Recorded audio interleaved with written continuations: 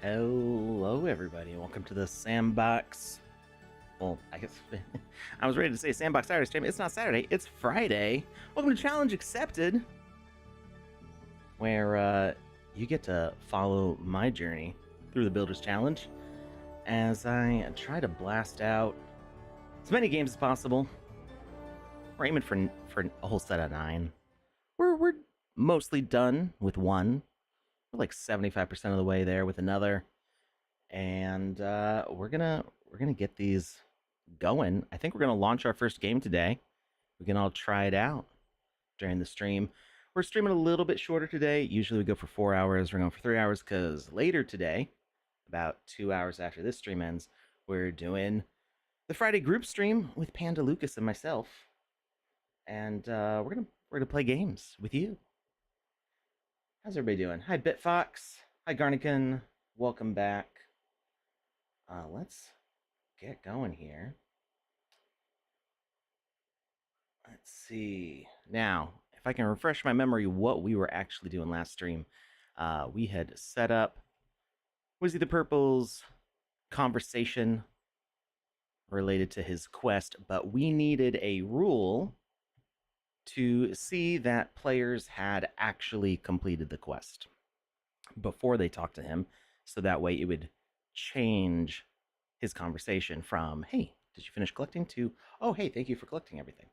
So we have an interaction with Wizzy the Purple, and no matter when you interact with him, it's going to send out this spider start message, and that's going to activate these various logics here to say different things, and they're going to toggle on and off depending on what the state of our quest is.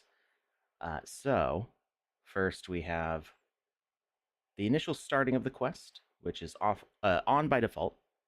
It turns off after you have the conversation the first time, and the quest starts. And then there's this little bit. This just happens as soon as the quest starts. There's no messages related to this. It's just a follow-up part of the conversation. In fact, actually, I kind of like stacking these things if they're specifically related, just to stay organized. Like this bit of conversation goes just with this, and then we have a little more space between these. This is our intermediate part when we're doing the quest. Hi, Lauren Soul. Welcome back. And we just have a little chit chat with him where he reminds us what we're doing. This is always helpful if you've got a quest going on. I find it much more immersive in games when an NPC gives you a quest and you go back to talk to them and they say something related to what they're currently asking you to do. Whether it's like, hey, are you done yet? What's taking so long? Or a reminder like, hey, I asked you to do that thing. How's that going? Do you remember what you needed to do? That's much better than having the initial conversation again and just repeating it, where it's like, oh, this NPC is really an NPC. They're just a broken record. Or they don't say anything at all, and it's like, oh, darn it, I don't remember what I was doing. What was I doing? Like, I walked away, I got lunch, and then I don't remember. And hopefully your little quest information block on the side will tell players what they're doing. But if they can go back to the NPC and go, hey, what was I doing? It's so much better than the person just not saying anything, or saying the same thing over and over. It gives more of a live feeling. And hey, Drakusha, rating with a party in 9. Thank you very much. Welcome, everybody. Hope you had a fun stream with Drakusha over there. We are building our experience for the sandbox here. I hope you'll stick around. If you have any questions related to the Game Maker, feel free to ask them. And we do have, oh, you know what? I didn't turn on the audio for our text-to-speech thing. Let me do a sound check on that. So warning, I don't know how loud this is gonna be. We're gonna find out. Testing. 1, 2, 3. Test 1, 2, 3. Okay, that's not so bad. I'm actually going to turn it up a little bit. Okay, we should be good there. So you are welcome to ask me something. I'll see it faster, and you'll get more attention on it, and people on YouTube and Twitter will be able to hear your question because they can't see your chat. if you ask it over there. Um, and I do try to keep an eye on the chat, but I'm also focused over here, and my chat's over here, and I might miss something for a few minutes. So you'll definitely get my attention more if you use the text to speech. Can we lower the channel points cost on that? Well, we don't want people spamming it constantly. How quickly do you earn channel points? I don't know how fast that trickles in. Um, but it is a balance. Do you want to use the text to speech, or do you want to claim rewards? So there's you got to balance it. Not fast enough. Well, you are welcome to talk to Pan about that. She is the decider of those things, and yeah, I would talk to her about that. I mean, I can change it, but I don't want to mess up the balance that she has with that. So, um, yeah, I love hearing you people bump in here and saying stuff to me out loud. It's fun. I enjoy it. There have been a couple funny moments, uh, but I don't want to make the cost so low that it's just like constant, and then I can't get anything done. It's not too high, but I love hoarding my channel points.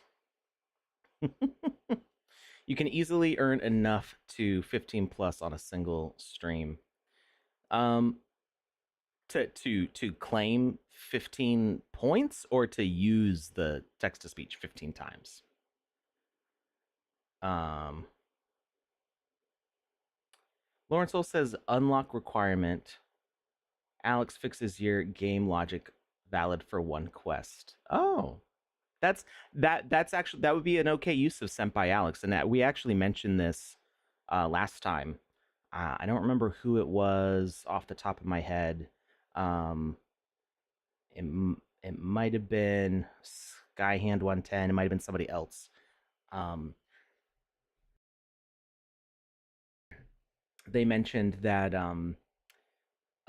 they were having issues with multiplayer, bringing their logic into multiplayer. Like it was working in the edit mode, but it wasn't working in multiplayer mode. And I suggested that they could make a duplicate copy of their experience and send it to my account, which I when I opened this up, I didn't see it in there, so I don't think they've done that. So if you want to do that, you can, and my username is in the video description. You can send your experience to Kamisazi, um, and use Senpai Alex to have me open up your experience, and we can root around a little bit and figure out what's going on in there, and we can try to help fix your form with Senpai Alex. Um, so yeah, that's a good use of that one, I would say. Um, yeah, and I can't guarantee that I will be able to fix it, because there is the possibility that the thing that you're trying to do is not possible in the game maker, and there's a possibility that is beyond my abilities, right? I would say Cyber Dragon is levels above me in understanding the stuff, and I'd say Dankoi probably is above what I understand in some areas. There's probably some things that I know, but I mean, he's really been digging into the logic and really learning a lot from Cyber Dragon. So um, they've had a lot more time to build in the Game Maker than I have. So while I might have a little bit of, I don't want to say inside knowledge, like I have access to better information. Like most of what I learn is through organically. Like most of what I've learned in the Game Maker, I've just figured out. But sometimes I've asked other staff questions. But Cyber Dragon's in that position also. Cyber Dragon's a good person to ask for that insider knowledge. But we're not trying to like hide features. It's just sometimes things are a little bit easier to understand than other things, and some things have been explained better than other things. So, um, depending on what information you read or where you heard it from, you might get a better idea. So anyway, like I said, I am not the be all end all expert in this stuff, but I have been dabbling with this for a very long time, and I do try to get a good understanding of what's going on. So can I help you? Maybe. We'll see. We'll try, but there's no guarantee on that, Senpai Alex, that I will definitely be able to fix the logic, but I will do my best. When to fix existing bugs? There are currently serious bugs in the asset spawner collectible and rules area. So, I mean, we're working on bug fixes all the time. Obviously, this is still an alpha product. There are still new features being added. Anytime you add a new feature, it's likely to cause bugs in other spots. You know, there's been times where the certain features have worked perfectly, and then we go and change something somewhere else, and it has kind of a cascading effect on the things around it. So, whenever you see a bug, definitely try to report it. There is is it accessible in here? Maybe it's under settings. I don't know if you can get to it in here.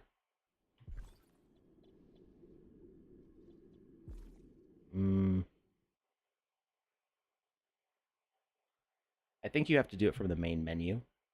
There is a way to report bugs.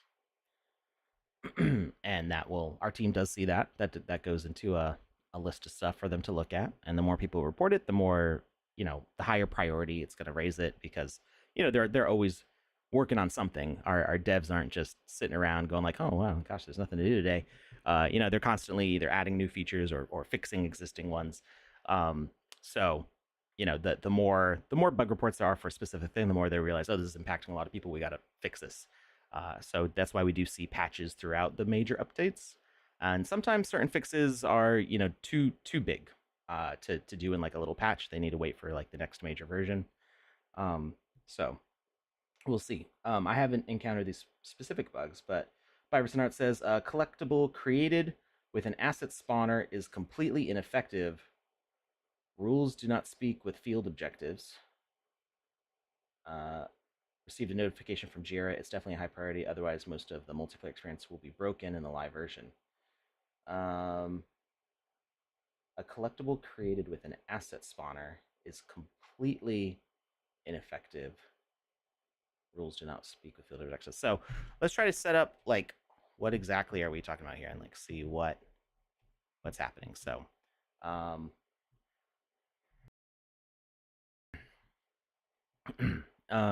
so let's get some assets in here. So we're gonna use our AC motor as an asset spawner here.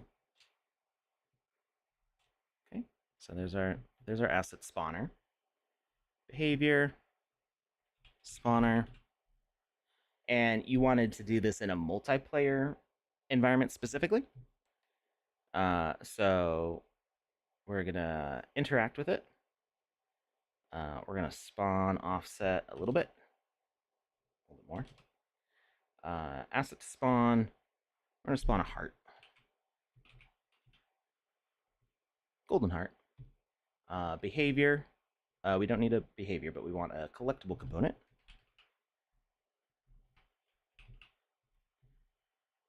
And we'll turn off the only ones, I guess. Delay between spawns 1 second. Okay. So we can see that it spawns there. And we're going to put this in the multiplayer mode. Hey, play game for fun. Welcome back.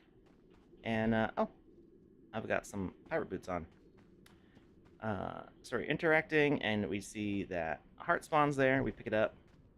And, okay, it's related to publish the experience in the gallery or on the map and then test it. Okay, we can publish it to the gallery.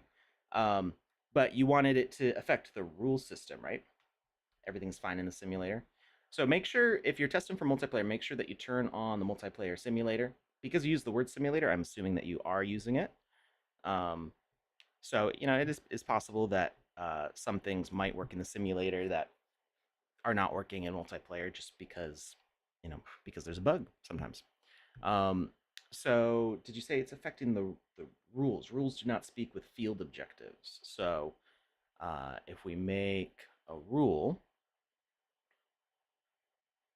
Now, when you say objectives, are you talking about there being a quest? I'm doing all right. Play game for fun. Little bit of that morning congestion. I saw my doctor yesterday. Got some new allergy medicine. Hopefully that clears out the cough that I've been trying to deal with for like 6 months. Yes, quests. Okay, so are you using the rule system at all, or just quests? Now we do an objective. We're gonna add a quest. We're gonna have an auto unlock, and we're just gonna pick up heart. Test. And collected objects. Quest item. We're gonna change that tag to heart. We're gonna say collect 5 hearts. And that's our quest there. And then this this collectible, we need to give it a tag. Edit logic, tags, and we're going to add heart. Okay, so is this kind of like what your setup is here? And we're just going to make sure that it works in the single player first before we do anything else. So we're going to spawn a heart, pick it up. We spawn another heart, pick it up. Okay, so this seems to be working in this scenario. And our quest completes. Okay, so is that do you think that's sufficiently similar to your setup? And then we can publish this to the gallery. You didn't read Ema Senpai Alex, but we're doing it anyway.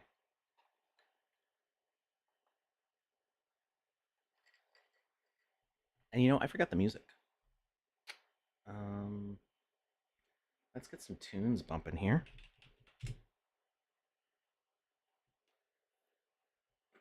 I need more music. I like the chip tunes that we have, but it does repeat several times during the stream, and I want to bring in some more tunes. I'm gonna have to work on finding those. Gotta make sure they're royalty free and all that, so we don't get in trouble. If you like the music that you're hearing, it's a little playlist that I made. It's unlisted, so this link is your only way to get to it right now. Right there in the chat. Oh, you know what? I put that in. You have to be on Twitch to get that link. Haha. Only for our Twitch viewers. A link to YouTube.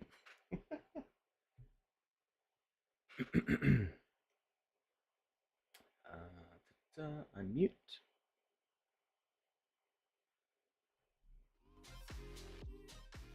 There we go. All right, Biverson. Does that seem similar enough? Can we share that to the gallery?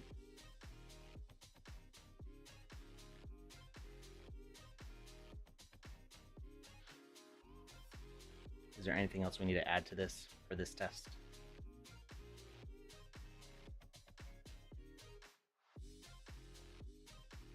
We're going to try sharing it to the gallery now. All right.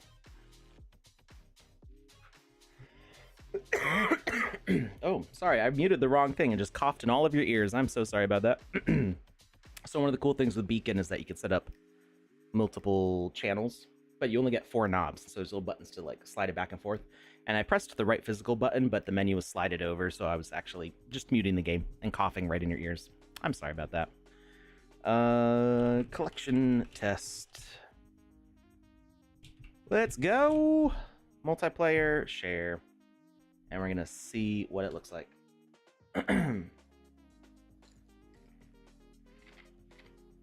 Probably won't work. Well, we'll see. It's not that I don't believe you. I just want to know like what's going on. Maybe I can help. There are certainly bugs that we've encountered many times before. There we go. Oh.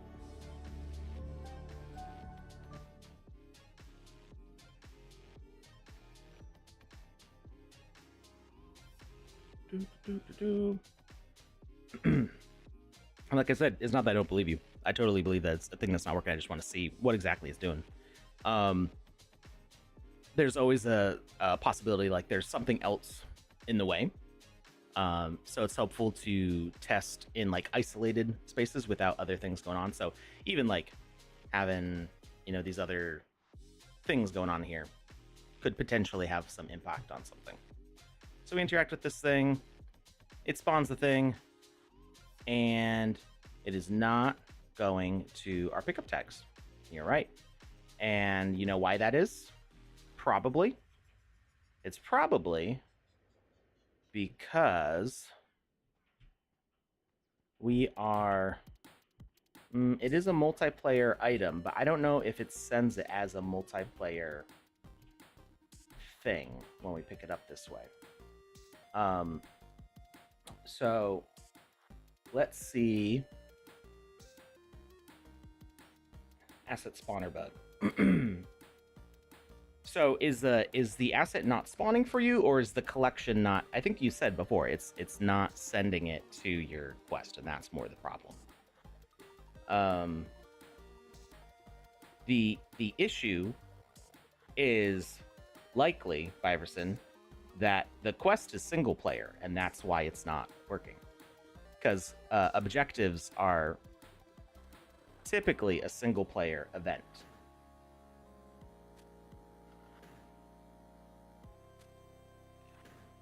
Put the asset somewhere in plain sight. It's working. It breaks when it's spawned. Okay.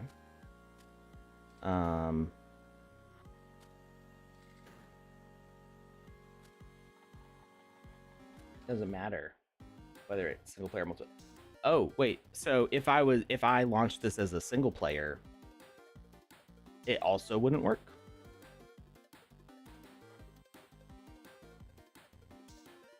So what could be happening is it could be that the tag is not showing up.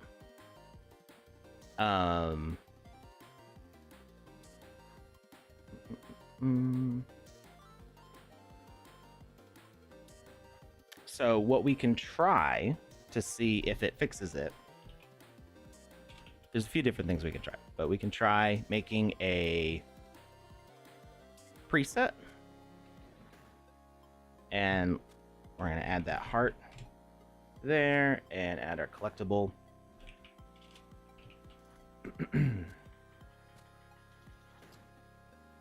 Detect collision, tags, message, etc. All is not working. Okay. Then that definitely sounds like a bug, because things like that used to work. So like a PandaPops party, like a PandaPops party. Whoop whoop.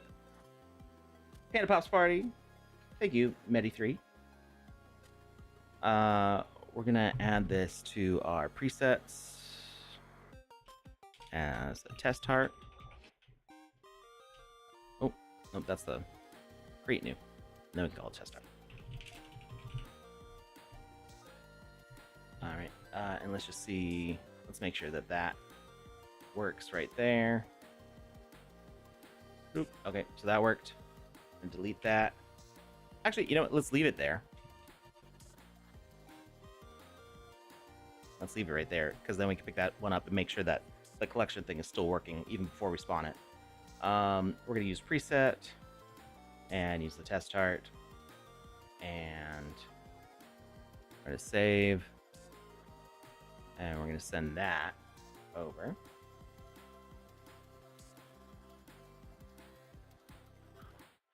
A lot of times, you know, even if there's a bug, sometimes there's a workaround.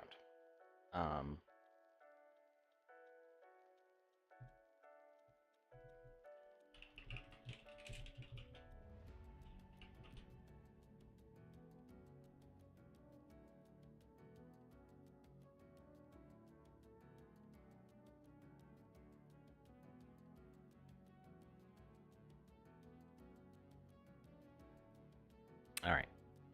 Let's go back to the main menu. And we're going to go to... it used to be up here, right? The gallery used to be up here, because I keep on my mouse like autopilots up there, and it's like, wait, it's not there.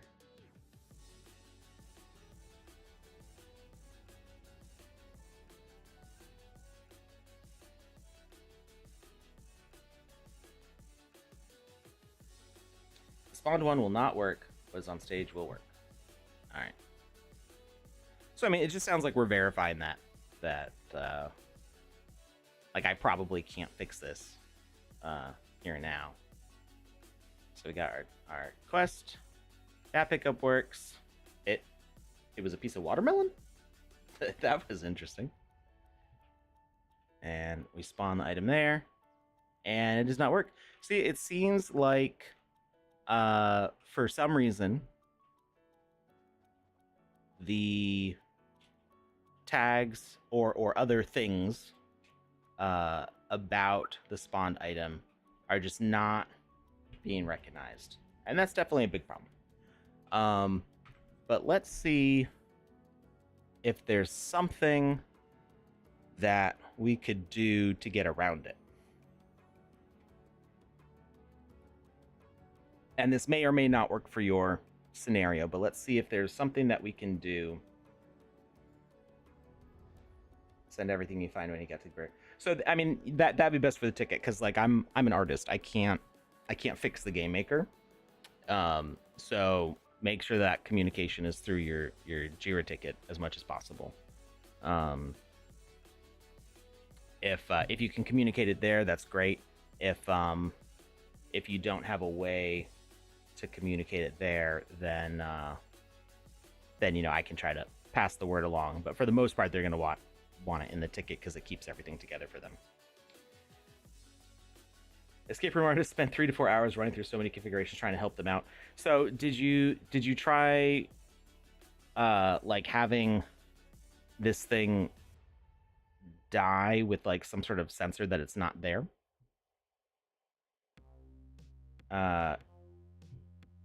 Because we could try like a tile.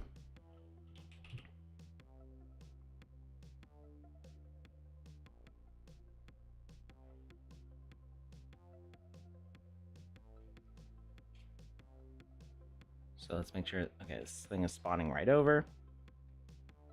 And we're gonna do a trigger volume.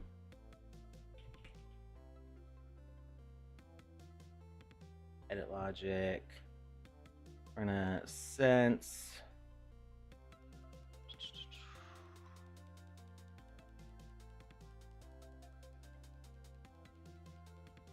Try drop, spawner, gravity, tile trigger, etc. Okay. So we did everything. So specific tags and range isn't working. If we try to see that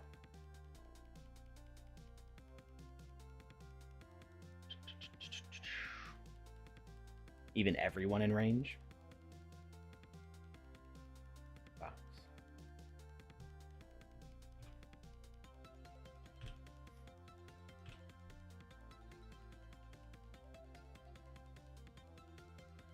Because that would still sense the avatar and any other carryable items.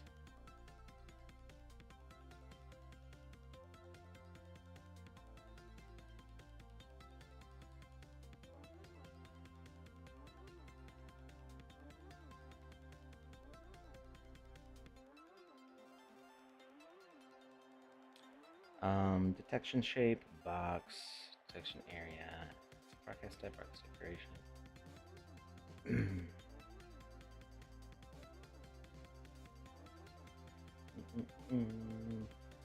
Yeah, so I mean, my first thought would be, you know, sense that the heart tag is leaving this space.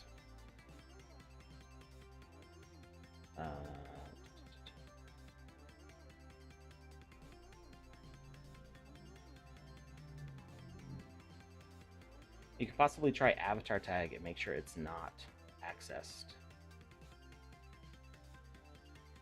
I'm not sure what you mean by that. So,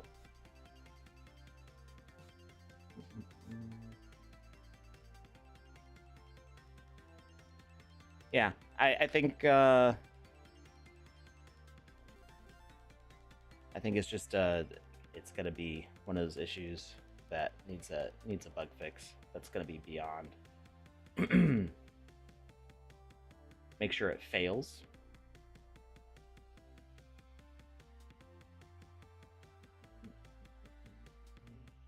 I mean, if it doesn't detect the player, then it's not going to detect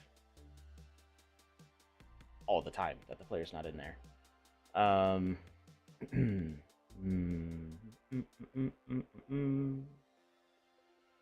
So you tried it with the gravity drop. Tried. Yeah, I mean, it really just sounds like a bug. And did you try it with a non-collectible? Like, did you try it with Well, there's no more curio anymore, right? Curio got blended into collectible.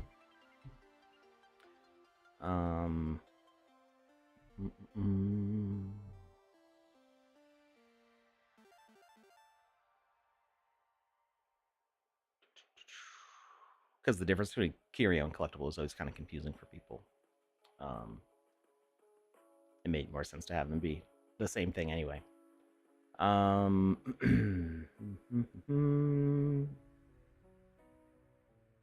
Just trying to think if there's anything else that you could have it do. Can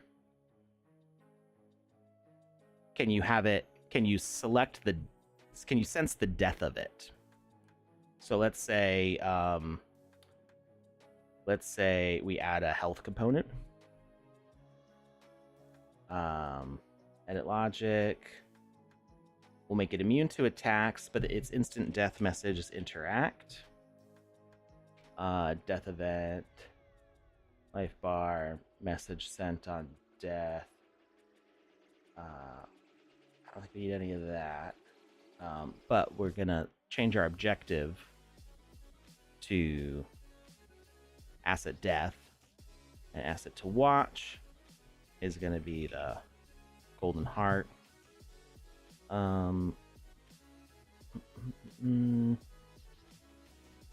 don't know if it's going to work that way or not. We'll see. And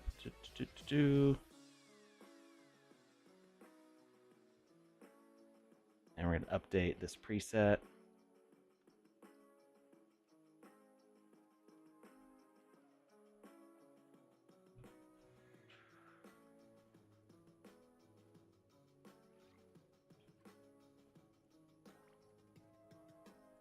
Okay, that did one, but can we do it multiple?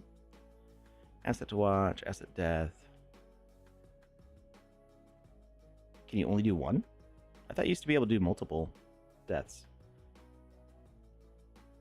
So what we could do instead... Oh, counter deaths. That's what I was looking for. Heart.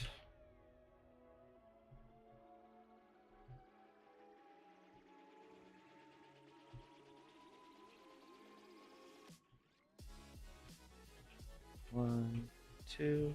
Okay, let's see.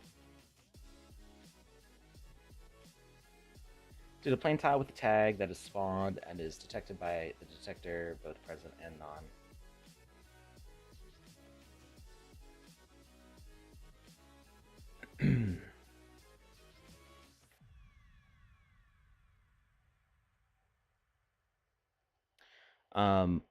So let's add some things to see if they could potentially be a workaround. So let's add a rule. Let's add a variable and say number next. Make it local, new number variable. So this is going to be hearts, value of 5. Create. And then we're going to do rules, math. So we're going to have a message on this heart dying. Oh, I put a single player health. So I probably need it to be... There's a conflict in rules if I have a multiplayer asset spawning a single player heart. So let's do multiplayer health.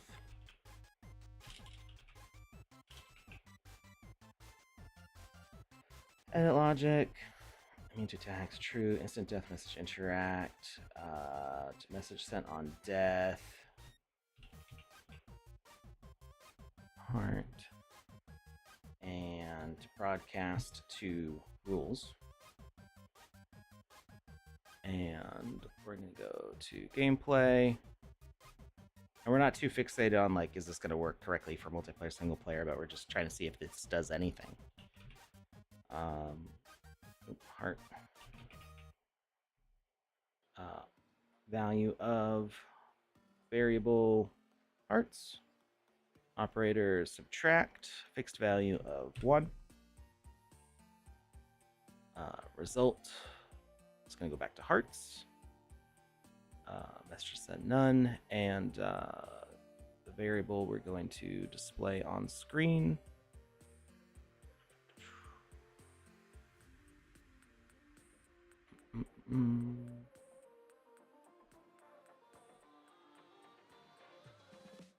Why am I not seeing that?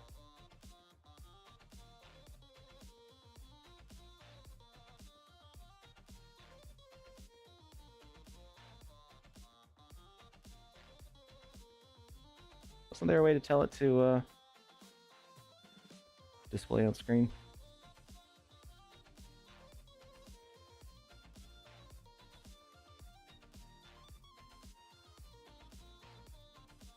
Game screen. Show hide UI. Message required. None.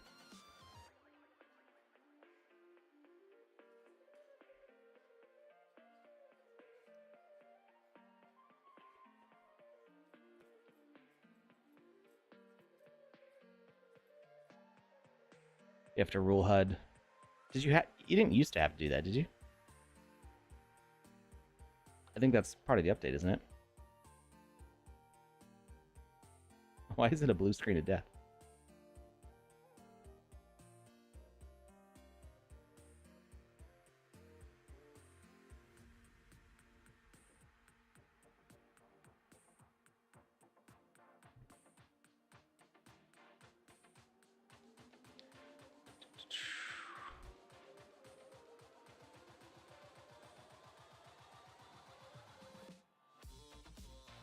So you have to do with the message. You can't just have it be. I mean, you can automatically send the message at the start, I guess.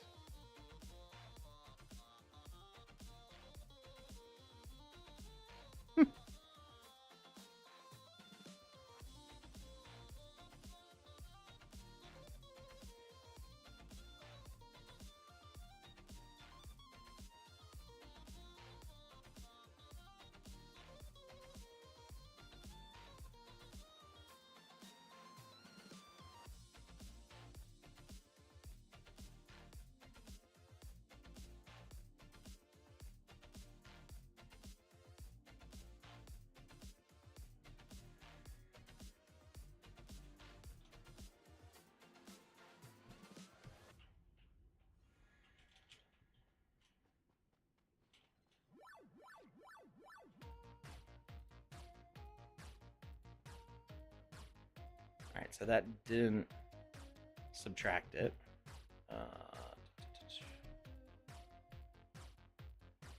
Game rules, hearts.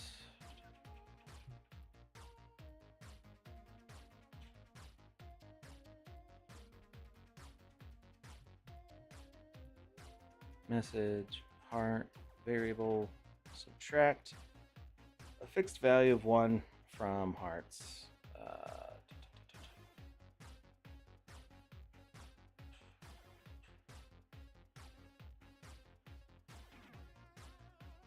Because it's multiplayer, and I have this set to single player or a local value, maybe. It's too bad I can't swap that. Needs a multiplayer message. Well, I think it is a multiplayer message, isn't it? Yep. Message sent on death. Heart, broadcast to rules.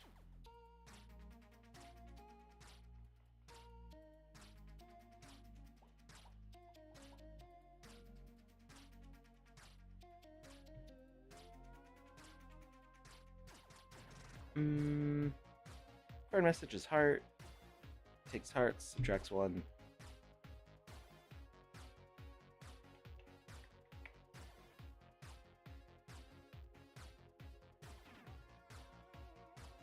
That should work, right?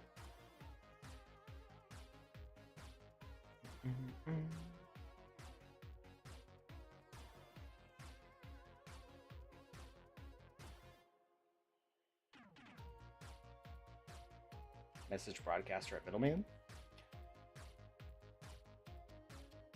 To do what?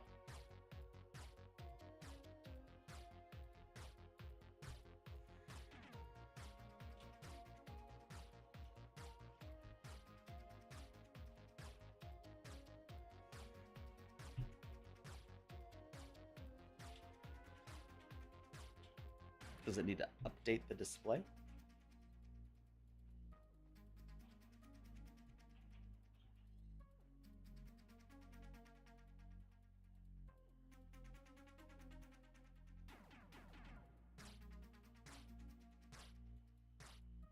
Between the death and the rules. Sure. So, we're gonna have this heart broadcast its death to broadcast type all. Well, let's just see if all does it. If maybe there's something weird with the rules send.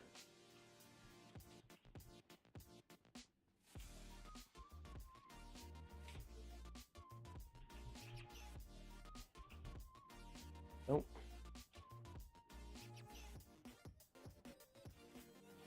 I'm just making sure there's not like a death delay situation here. Okay. Hey, Capone Gaming. How's it going with you? We're just trying to figure out a bug here. Or we're trying to see if we can figure out a workaround for a bug. And now it seems like maybe we've encountered a different bug in the process. Okay, so we put the tree here. Since that we picked up the heart. So behavior. We're going to do a message broadcaster. Message send. We're going to have that send the heart message. And we're going to have this one. I mean, it can still send the heart message. So just when this one receives hearts, it's going to broadcast it to rules. Wait for broadcast. It's going to wait till it receives heart.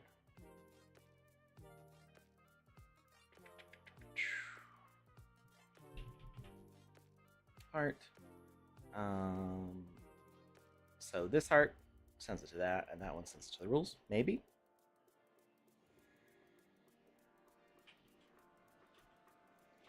Go turn on our variable here. So now we got a variable on the top of the screen. Hi, Mike. How's it going?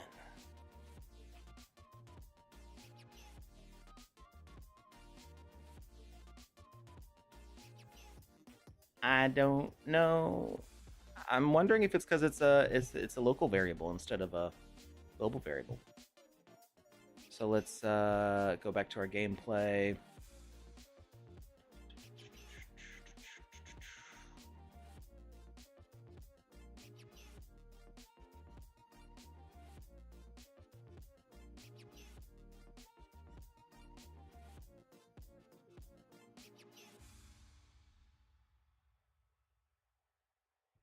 Let's delete that and do another one.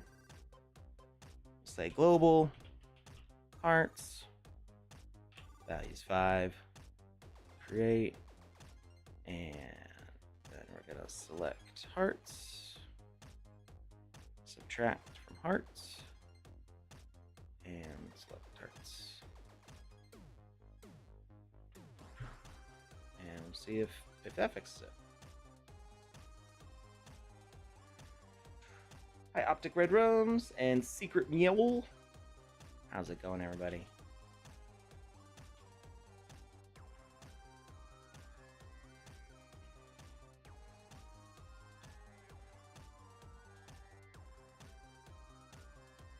Yep, there it goes. It did it twice. The Escaper Martyr says, I am at a loss. Everyone quote that because you won't hardly ever hear me say that. I can normally logic my way through around almost anything. So yeah, it's because it was a single player variable. So in this situation, you probably want this all to be single player anyway, right? Because you're doing a quest for an individual player. So we want to switch everything to single player. Because right now that's a global variable. All players are interacting with that same variable. You should call it a bug hunt, not a builder's challenge. I mean, you're an alpha software. You know, you all are the testers. That's how that works. You're sticking to Minecraft. Lost your Pokemon save file because You handed your brother the Game Boy? Oh no. Gosh. I haven't really played any of the newer Pokemon games. I've only played Blue all the way through. And then I got stuck in Silver because I was trying to collect all of the like alien letter Pokemon. I thought I needed to get all of them to progress, and I kept on finding new ones, and I just got tired of doing that after a while. All right, so we're going to make this single player health, and that should still have our heart message there. Yep. And we're going to change this asset, or let's do the preset test heart, confirm, and then we're gonna replace this asset with single player asset spawner, interact, test heart, edit logic, interact. Okay, so that should be fine. We don't need the tree anymore because this should make all these things fire. Unknown Pokemon are creepy for real. Rules and quests don't speak with each other, Alex. It's a bug. Well, we're not trying to make the rules and quests speak to each other. We're trying to make an asset speak to both quests and to rules. Okay, so that changed the rule and it changed the quest. So let's see if we can get that to work. So, yeah, rules and quests. There might be a slight difference between a bug and like an incomplete feature because the objectives have changed a bit recently, and the rules have definitely changed in the last update. So, there may be things that don't talk to each other, not because it's a bug, but just because it hasn't been implemented yet. Again, we're still in alpha software, so not all the features are going to be there. So we know that this collecting this item does send something to the rules, and it does send something to a quest. Let's see how that works in multiplayer. Or specifically in the gallery. So collection test.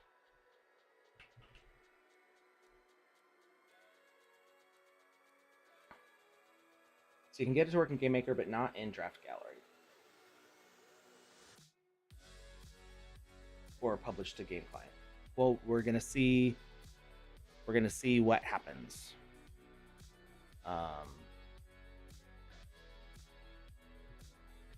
We're gonna see if anything happens. Collection quest. Oh, this far before. So ultimately, I guess the thing is like, does it have to be a spawned asset? I guess is kind of what I'm going for. Like, now you might want it to be spawned for an activation of a quest, but there's other ways that you could do that still, right? You could have you could toggle on you could have it be attached to a moving platform, and that moving platform moves it up into position out of a wall or something. Could it potentially be a dropped asset? Could you have something like invisible die and drop that asset? So we're going to turn on our variable.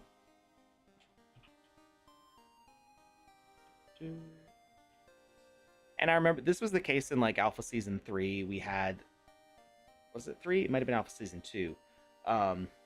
There was an issue with collecting assets in multiplayer, where picking up items, this was before we had Curio. Picking up items would not send a message to the quest. So running through an item would like pick it up, which would cause like something else to die, which would then do the quest. So let's see. Running through the item, Oh, right, not running through. Interacting with it. Interacting with it did update the. Oh, I forgot to change the variable. Dag nabbit. We're gonna have to redo that. Hey, so you can do a pickup. So I forgot to change the variable to be local, which is why that's not working. But we are able to do this by interacting with items. So you can't run through it, but you can still interact with it with the health component, and that should help you. Hey Zoopy, can we create big games in the sandbox? Hello? So sometimes there is a bit of a delay on the chat, so I might not see you at first. Nobody's answering you. Yeah, I'll get there. It's just me by myself. I don't have a co-host when we're live like this for the long streams, so it might take me a second. Nah, no? What's up? So can you create big games in Sandbox? It depends on what you define as big. So I wouldn't say that you could create Skyrim yet or Grand Theft Auto. You could create smaller versions of those if you wanted. I've played games that take 2 hours to play if you want to do everything that's in them. And you know, people have made some pretty sizable stuff. This is a small level, right? This is the smallest size space you can build in the game, and it's not taking up the full size of that space. It's just some limited rooms in here. Do a 24 by 24 land. So yeah, we don't have that feature yet. And did it not kill me? It's supposed to kill me and respawn me. So that's not working. I wonder why that didn't work. But yeah, it depends on how like willing you are to kind of stack things on top of each other. You definitely get the spaces are taller than they are wide, at least for a 1x1 space. So if you make a whole bunch of like skyscrapers, or you have like a whole subterranean city with like levels underneath itself, all kind of like bunched up on top of each other, you can make a very sizable game geographically. And then you know, depending on how much store you put, or if you like reuse spaces, you can like destroy everything in a room and spawn new things in a room, so you can like change what's in a space. You can do stuff like that. All right, so escape room artist, is this it was escape room artist, and who was it? Biverson art? Was that the other person who was wondering? Is the game laggy? It depends. It's not laggy for me right now. Depends on what you're doing with it.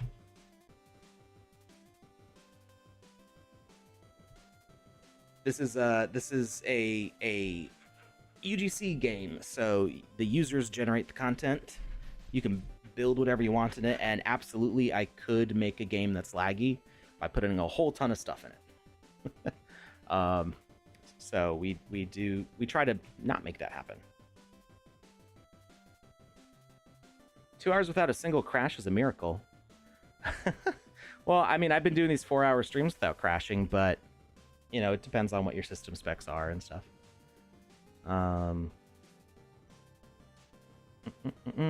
Sometimes it crashes, sometimes it doesn't. But again, we're still in alpha here. This is there's expected to be issues. Friend said it was very laggy. Well, they may have been playing a laggy game. There's some games that are laggy, there are some games that are not. And it will depend on your computer too. But yeah, the more stuff that's in your game, the more the computer has to do. So it's up to the creator to try to make a game that works well.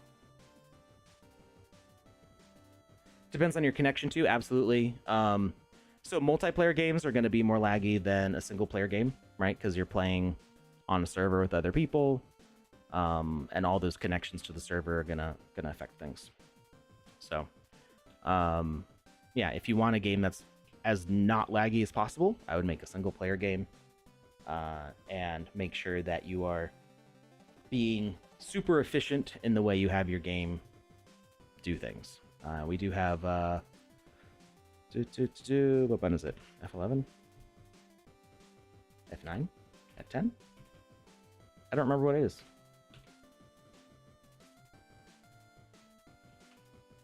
Oh, there we go. Control F9. We'll bring up stuff. So I'm running at an average of 59 frames a second, which is, lag and FPS are not the same thing. There should be no lag right now because I'm doing this just on my computer. It's not trying to do stuff with the internet. So, we might, if we have a whole ton of assets spawn all at once, we might get what we call frame hitching, which is where the frame rate kind of chugs a little bit, goes down for a second. Yeah. So back to Escape Room Artist and Byverson Art. Does this help with your quest, the thing that you're trying to do? Because I don't know the entirety of your situation, but what we just did is, in order to clear that quest objective, we made interacting with this kill it, and had that sensed by the quest rule, and that did indeed work. So while it seems like sensing it for a collection quest is not working the way you would expect it to, we found a workaround where we could interact with this thing to make that get fixed. You owe me a Senpai Alex redeem. Let's clear out this logic that's not related to this game that we're working on here. Definitely a question for Byverson Art. I'm just trying to help, just as you have. All right. Well, Byverson, you're also you're in the council Discord, I believe, right? You are welcome to post a message there if you're looking for some help. Typically, we'd do that as part of like a QA session or something, but I don't mind sharing some quick tips in the chat if I can. All right, we got rid of that. We got to get rid of the objective over here. All right, no more pickup heart test. Can someone hack your games? Probably. I mean, it depends on what you mean. Like, they're not going to hack your computer through the game. Could they figure out a way to cheat in your game? Maybe. I mean, I'm not going to share what I know about cheating stuff, because that's probably not a good way to I'm not trying to educate people on on how to cheat. They're going to figure it out on their own if they want to. They'll figure it out other ways. But what we do for anti-cheat stuff is related to the season events. So if you make something that becomes part of a sandbox season or event, there's anti-cheat measures in place that can prevent people from receiving rewards. So but that's part of like official events. As far as if you as a creator are trying to find out if people are beating your game a legit way, or if they're using some sort of nefarious means to do it, and then taking a screenshot saying, hey, look at the insane high score I got, that's kind of, we don't really have tools available to creators yet for checking in on those kinds of things.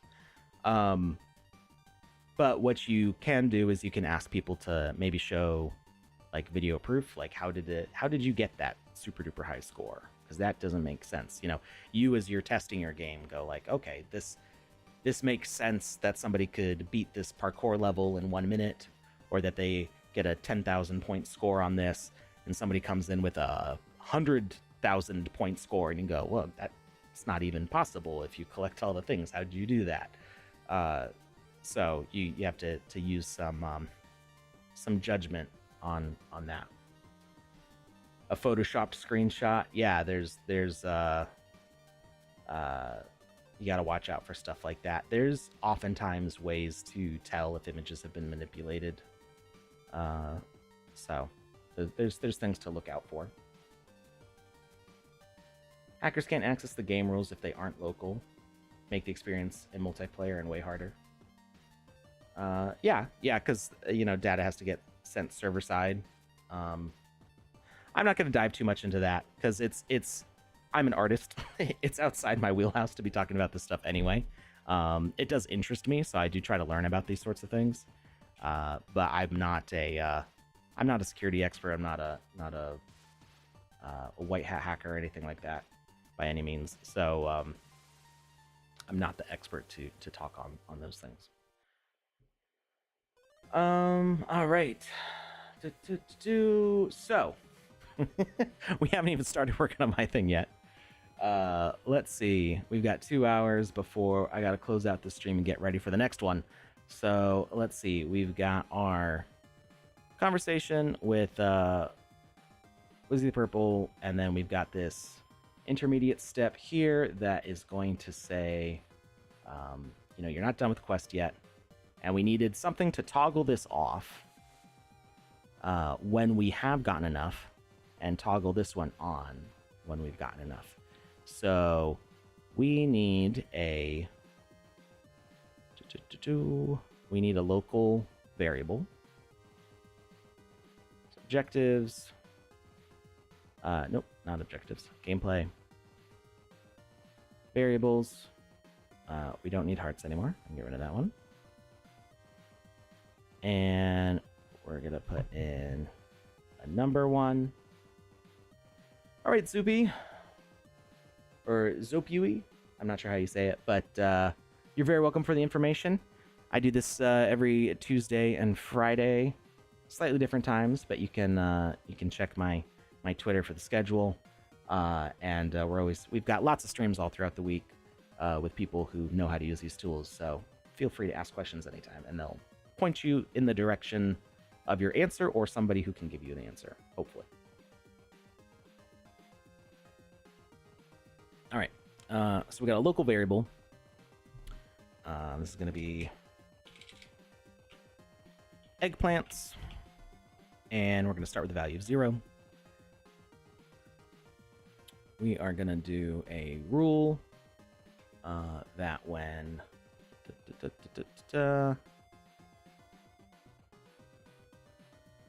add, subtract, nope, we're going to do math. When we get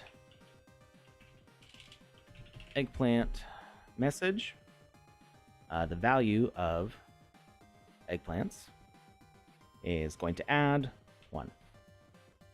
And the result will go to eggplants. And then we're going to send out eggplant check. And we're going to zoom out a little bit. And then we are going to say comparison. Compare. Check if numbers in range. Eggplant. Eggplant comparison. Eggplant check. There we go. Value of selected decimal number. What?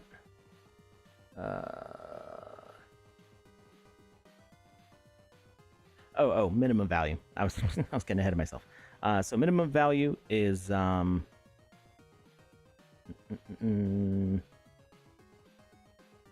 don't remember what value it's supposed to be. Is it 10? Gather 15. But I only checked for 10. So we're saying gather 10 here. Let's see what Wizzy says.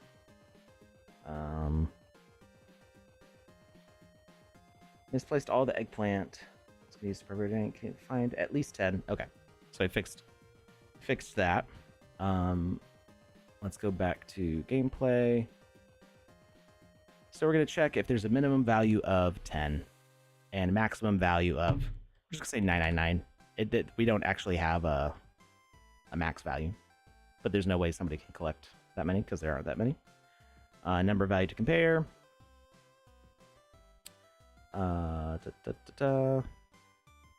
know, I think we can do this with just checking if it's above, right? We don't have to do if it's check at range. Compare numbers. Select number variable, eggplants, condition. Yeah, this is what I actually want. I don't actually want this one. It's kind of the same thing. It's just we don't need additional stuff in there. So, eggplant, check. Compare eggplants is equal to or greater than. So really it's the same thing. We could say it's equal to or greater than 10, or we could just say greater than 9. Fixed value of 9. Comparison duration.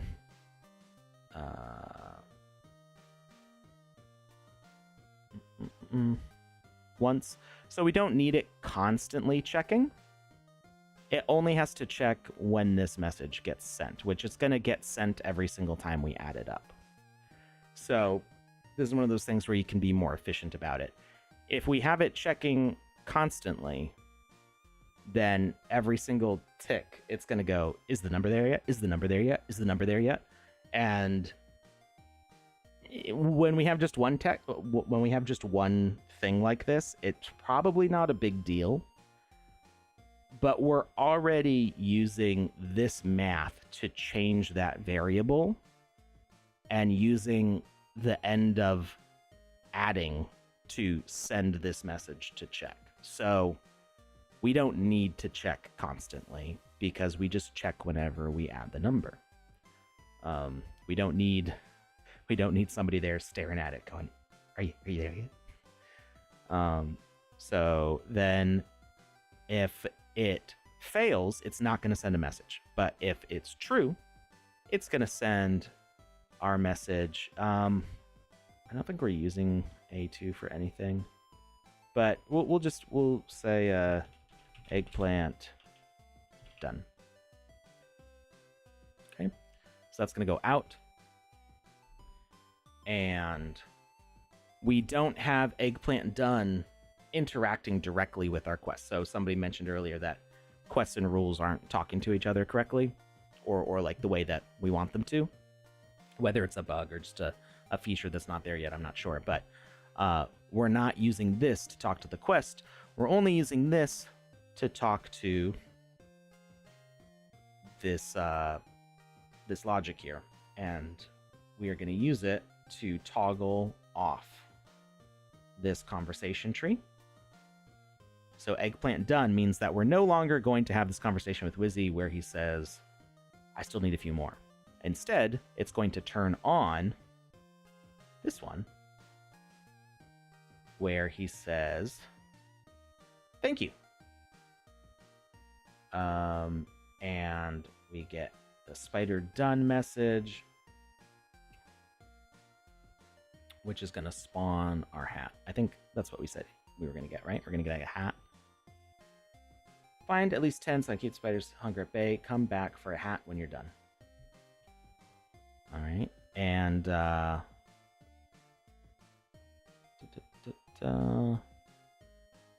we're going to do an asset spawner.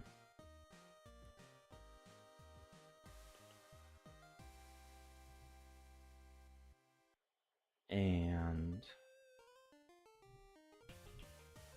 asset spawner. So that's spider done message.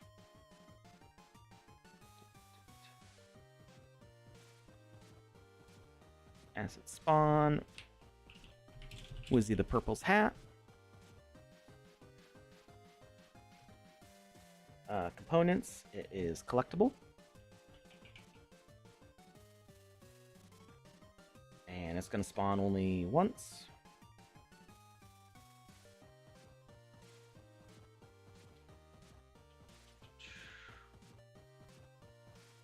We want to turn it around though.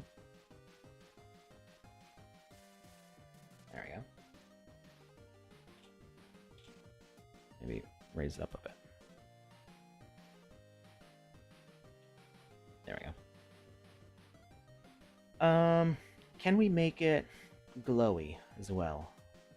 What is, I think it's an epic hat, isn't it?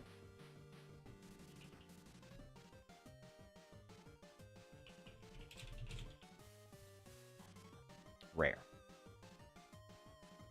So let's give that a VFX. Oh, except we can't edit the values of it. So, did they get rid of the old rarity VFX? Yeah. So we can just make this a preset also. We can make it float a little bit. Moving platform. Basic platform. Oh, these are only multiplayer now, so let's not do that. So we're just going to do collectible. And we are going to add... Is droppable. Oh. Oh. Can we do that? Could we make it so players could drop their hats for somebody else? Add component. VFX. And we're going to do...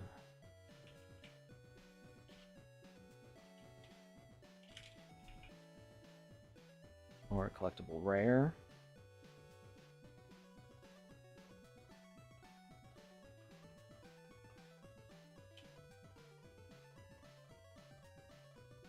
Let's position offset it up a little bit.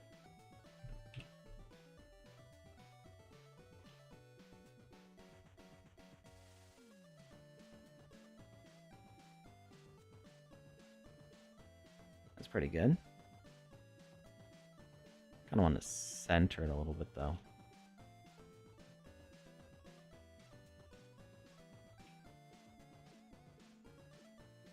Let's see. Left and right. Let's do 0.1. That's the wrong direction. Negative 0.1. That's better. And back a little bit.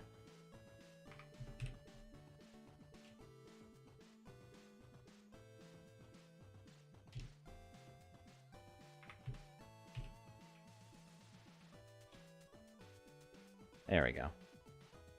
I like that. I like that more. It's a little more centered. Hey, El Kaziro. How's it going? Welcome back. All right. So we got our hat. It's collectible. We're going to preset it. With the purples. Advanced hat. Oh.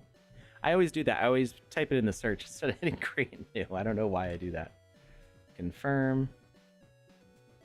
All right. We can now delete that from there, and we're going to change this to be a preset. And let's see the purple hat. That goes there. I don't think it's showing the VFX because of the way it spawns in as a preset, but we'll see what happens. So that goes with Spider done.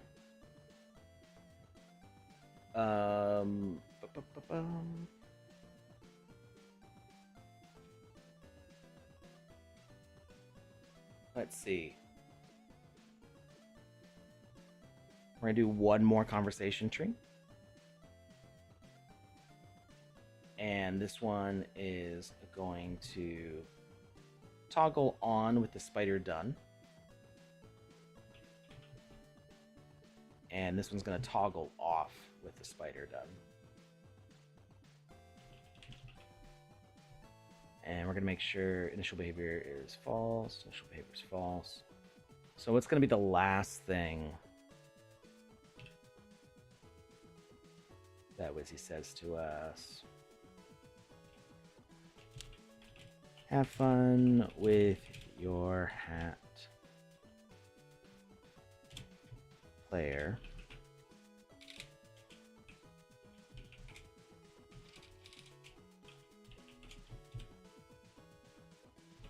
But remember, you'll need to leave it here when you go. Oh, I was hoping to keep it with me. Now, we could set this up to be like, okay, maybe there's like an ownership token gate part here. And that would kind of direct players to buy it if they don't already have it. You know, I don't know. I would imagine that the NFT sensor is not going to work for items that you've picked up, but it'd be funny if it did. Be like, oh yeah, you have the item, but I don't think it would work that way. But we're not going to send any message like that for now. We can do that as an update later. Turn on message. So he'll just repeat this part. And let's make sure that all works. Let's hit save.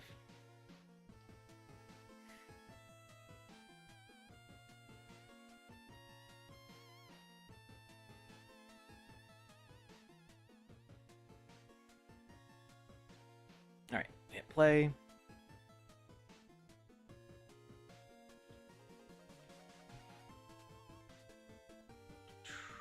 Spiders. Okay, pick up that. Oh, we need to check why the incubation chamber is not killing us in multiplayer. Let me figure out why that's not working. I might have set it as like a single player message or something.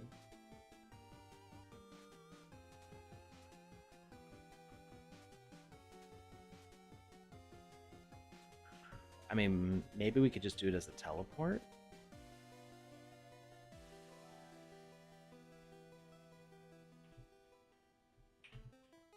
Before we collect all of these, can I run over it? What? I was like just missing it. Before we collect all of them, let's check to make sure that our conversation with Wizzy is working correctly. So when we talk to him in the middle of the quest, hey, I still need a few more eggplants. Make sure to check the artifact gallery and liquid oxygen storage tanks on the second floor. You can take the portals to get up there. Weird place to put eggplant.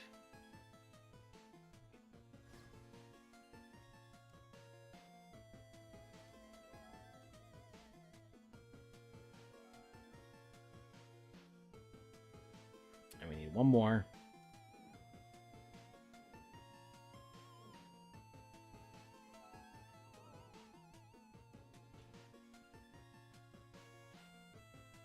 Now, he's got the question mark, means we can turn in. That's automatic for the way we have that set up. Still need a few more eggplants. All right, we did something wrong. Yes, I'm blaming you all. You did it wrong with me. Spider start. Still need a few more. Toggle. Turn off message. Eggplant done. So something in our variable logic did not trigger this. I might need it to send differently. Objectives. Computer says no. Let's see. Now, we did this before with Papa Smurf, and it worked, but that was also 0.9, so maybe something changed. Or maybe I just didn't set this up right. Oh, you know what I didn't do? I didn't have the eggplant doesn't send a message when we collect it. That's what I did wrong. I knew that I needed to do that, and I forgot. Presets. We're going to edit this eggplant and then update our preset. This is why we did it as a preset, so we can change these things, and then all of our eggplants will be fixed. I think. I might need to replace all. So collect message on collect is just collect. So technically, I don't have to do the eggplant message. I could just change it to collect because it's really the only thing that we're collecting. So let's just change that. Let's make it easy on ourselves. We don't have to change it. Gameplay message is collect. And now it should work. We talked to Wizzy the Purple. We talk to him again. He says that extra little bit. Oh, take comments right there.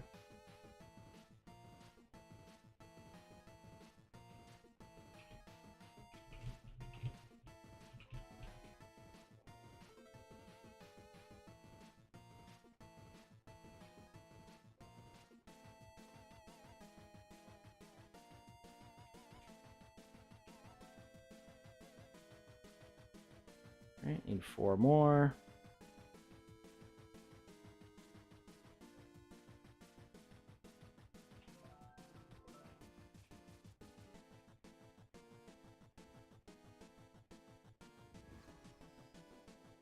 That fade out, I don't get that.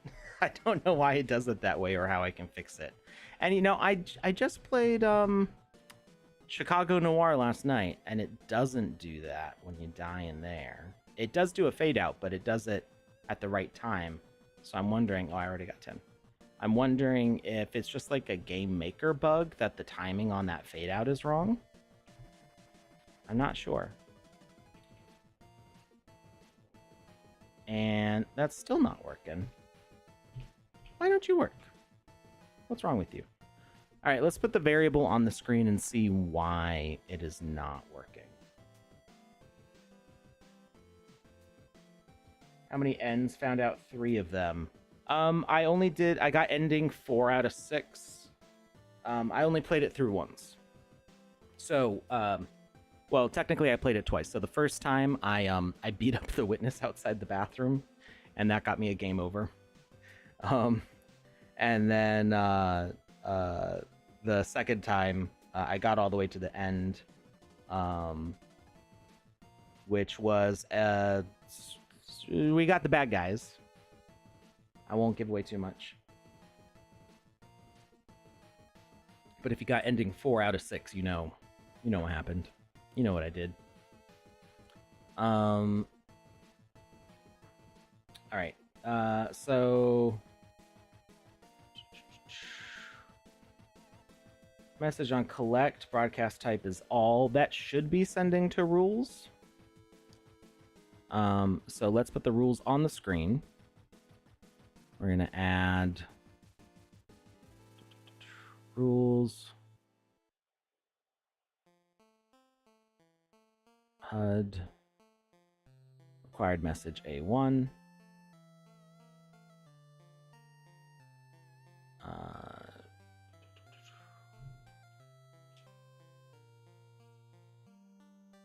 We'll put it over here.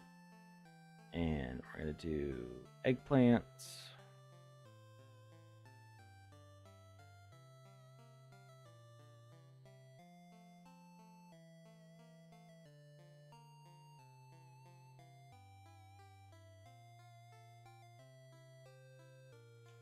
And let's double check this logic to see if I missed something. Because I probably did. Required message is collect. Take the variable eggplants. We add 1. And put the result back as eggplants again. And then we run eggplant check. An eggplant check sees if eggplants is greater than 9. And then outputs eggplant done as the message. We were hoping that eggplant done would automatically switch this to on. And then this conversation tree would do spider done. Alright. I think it looks like everything there should work. You also got 2 out of 6 and 6 out of 6. It's a really good game. The gray with the kind of like the bloom and the depth of field sometimes made my eyes hurt a little bit, but I was also playing it at like 1 in the morning after a long day of staring at a screen, so it was probably more me than the game. All right, we're gonna interact, but like my eyes were just tired. But it's a beautifully done game, and it's really cool. Like you get all those different like interaction options depending on what conversations and clues you found. Like it activates different askers, which I imagine was a lot of work to put that all together, but it works really well. Reminds you of LA Noire.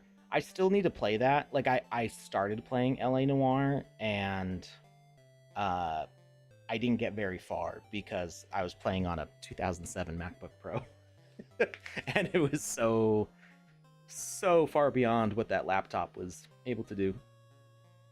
I could probably play it fine now on this computer, but I just haven't gotten around to it.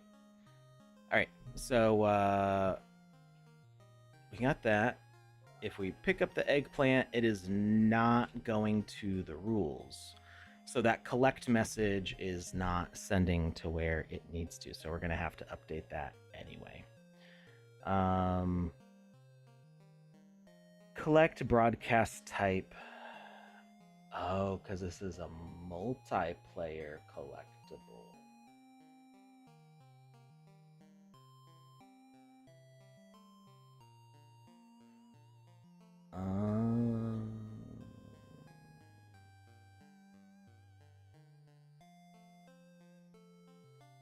So, you know what's funny is we've got a single player here and single player here collecting the eggplants. You know, if we turn on the simulator, I don't think collecting the eggplants would have worked.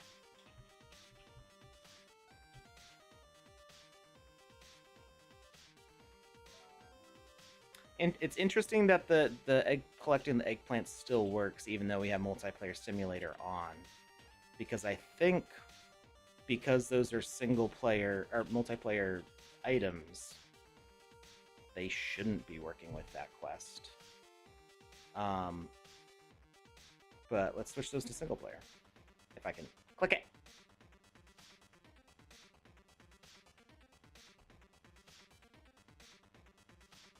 Collision, eggplant, collect.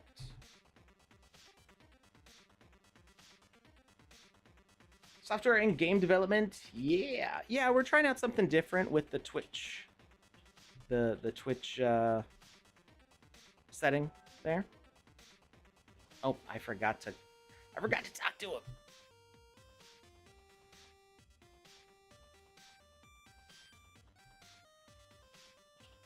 So the variable still didn't update. Thank you for it. So, I mean, I guess the reason why is because, like, if people are expecting to see people playing the sandbox, you know, this isn't the stream for them to tune into. If it says, you know, playing the sandbox, that could be confusing because they're not. I mean, this is playing for me, but it's not technically playing the sandbox. We're building the sandbox. And especially as we ramp up for events and stuff, and we want to see people playing in the sandbox, you know, that's better what that sandbox play tag is. Put no code game creation at the title. We could try that. I did it again. I got distracted and I picked up the eggplant before talking to Wisdom. I'm just trying to see if that variable updates, but because it wasn't changed, I don't think it's going to be changed. Yeah. I might have set that as a global variable. That might be the issue, actually. It does say local.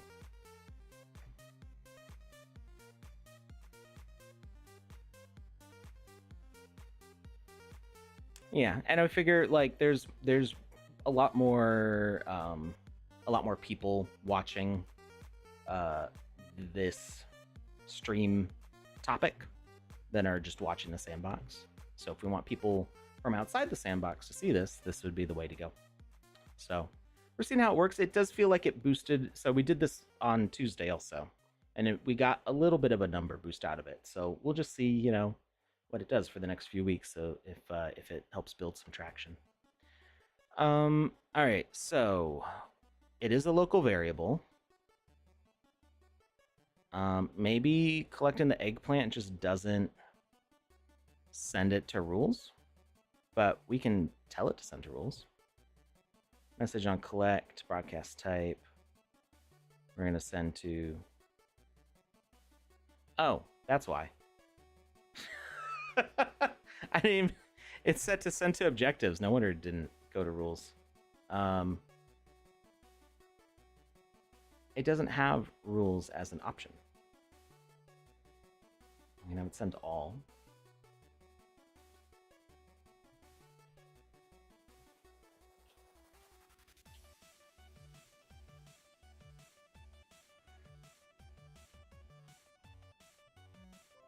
There we go. That's what we've been looking for this whole time. Okay. I had it set to send to the wrong thing. I mean, make it a single player collectible probably was important also. So we're going to update our preset. And I don't think this will change the ones that are already laid down. At least it didn't used to. But let's see if it did.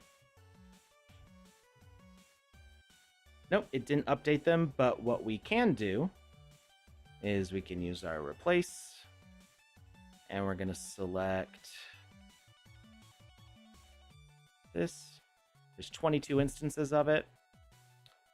And the new one is going to be our eggplant preset, which I guess is the capital one. Replace all.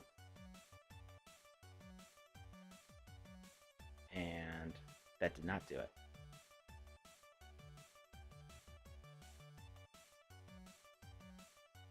Is the preset lowercase? It is lowercase. I replaced it with the wrong one. Oh well. Replace all. With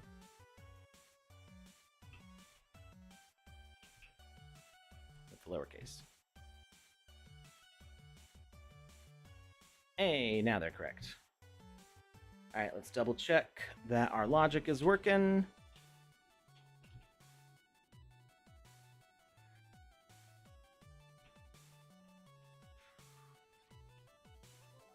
Pick up, and let's talk to him again. And he reminds us what we need to do and gives us a hint.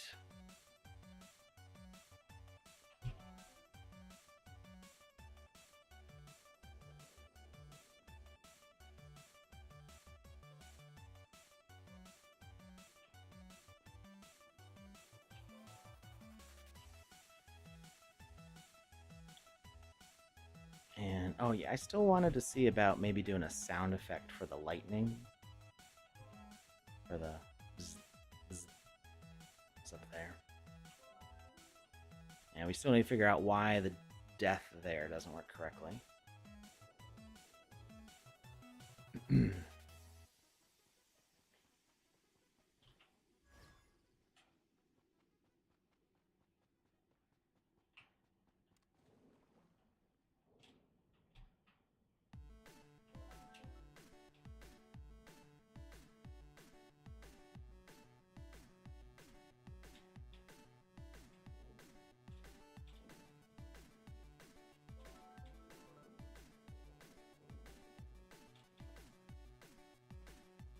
All right, now we've got the 10. We can turn in. And it still doesn't work. No! What did I do this time? The variable is correct. What are we missing now? First of all, we're gonna duplicate this eggplant so I don't have to run all around the map for it. And we're just gonna put a pile of eggplant here.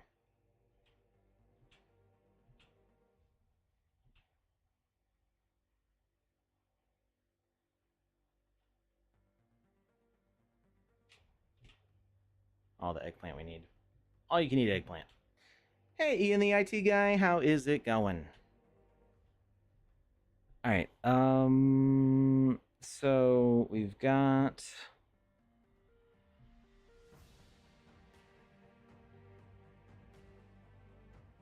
this. So the eggplant done message should be turning this on.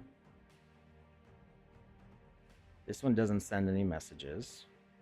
It turns off with egg. It's supposed to turn off the eggplant done. So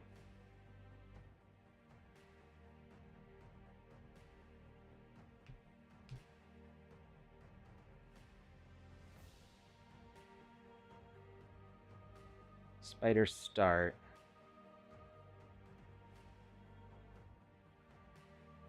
And it sends A1, which activates that. Okay. And then this one, spider start, spider start, spider start. So those should all be correct. So for some reason, our game rule is not going through. So we are getting the collect message. It's counting up. And then it should be outputting eggplant check. Doing fine, thanks, but want to be in Game Maker, but got IKEA to build up. How's the logic going? The logic is not logicking at the moment.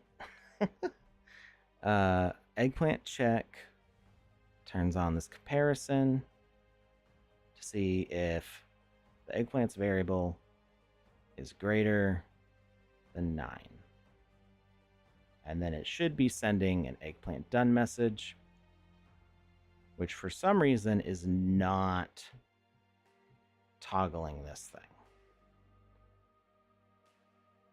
So why not? Why is it not doing it? Why is it not doing the thing? Let's save. Well, let's just do one more quick check. Maybe we need to collect more. I don't know. Let's see. Okay, so we got one. We get all of those. Now we're at 11. That's definitely more than we need. And he still doesn't recognize it. So we're going to save. And we're going to go open up the Smurfs one and see what I did different. Or not Smurfs. Wizzy the Green. Papa Smurf is up there, but we haven't started talking to him.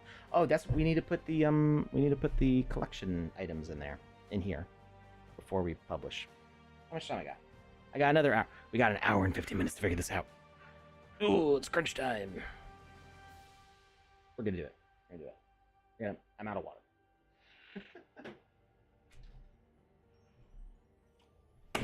We're gonna switch over to our low sugar, sugar-free. I don't know if there's any sugar in this. It's not a lot if there's any. We're gonna switch over to our green tea energy drink here for crunch time.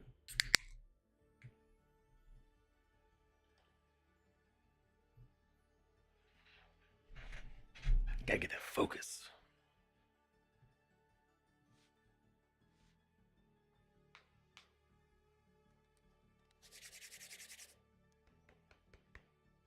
So who's sticking around for the multiplayer session with Panda and Lucas in a couple hours?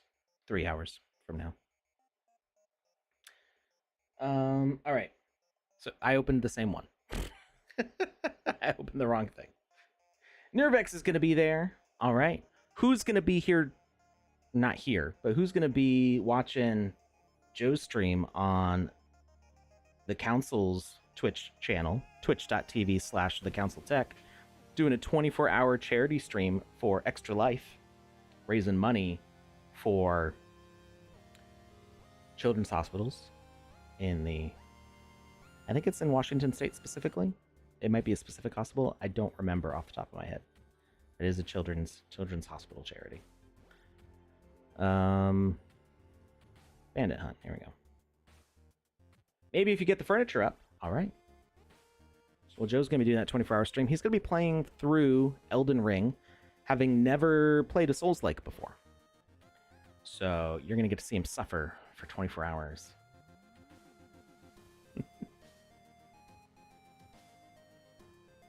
I have been told that Elden Ring is the best one to start with if you've never played a Souls-like. Maybe it's a little more forgiving in certain ways. I've only played a little bit of the PC port of Dark Souls. Again, it was on my old computer, which was not very good at handling it. The frame rate was terrible, and it made combat more painful than it's supposed to be. All right. Well, hopefully we'll see you there. All right. Let's see if this thing is working. So we talk to Wizzy, and we pick up. We catch all these little bandits. Those messages are working correctly for now. Ooh. I got... What? What? Literally unplayable. Why? Oh. Okay, so now I know that I need to move that table out a little bit so you don't get stuck. This experience is amazing. Well, thank you. I mean, I didn't build the bones of it. This is a template. Although I added a whole bunch of stuff to it. Added all the rooftop elements here. And let's see. Grab this guy. And grab this one. It's not me, you fool. I'm just a visitor. Okay, sorry. Not you. All right, we need one more. I don't remember where the last one is. To be totally honest. Ah! Aha! Found it. Found it. All right, then we turn in. I think I found them all. Wham! Okay.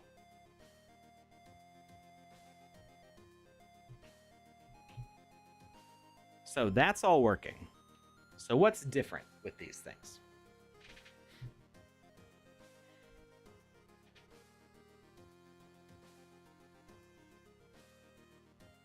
Game rules. I didn't use game rules? What?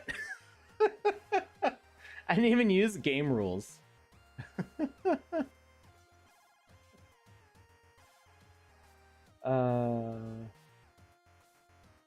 PJ dropped the confusion of unique word and eligibility for the builder challenge. Therefore, the same 10 can play week 10 after week. That's going to be an update.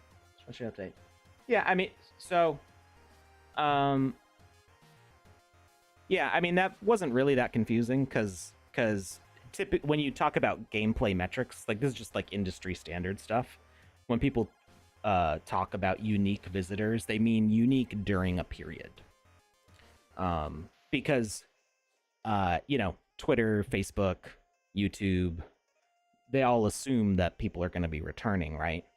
And so you don't say you have like 500,000 unique visitors a month, every single month for 10 years straight. Change it to multiplayer. It should still work in multiplayer for this. But that's not the issue. I mean, we were having issues in the test getting the rule thing to work. But I just didn't use rules in this.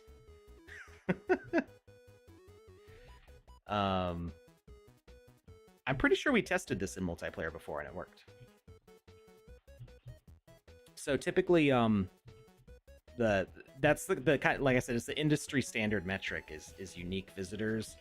Unique meaning in a period. So a visitor visits 1 month, they're a unique visitor for that month. They visit the next month, they're a unique visitor for that month. So anytime that period resets, they're a new unique person. But if they if you're measuring like, in the case of a social media site, probably 100 million unique visitors daily, something. I mean, I'm just throwing the number out there. For YouTube, that's probably not unreasonable. You said that there's 100 million unique visitors daily, that doesn't mean that, you know, after you hit the what are we at? We're past 7 billion people on the planet right now, right?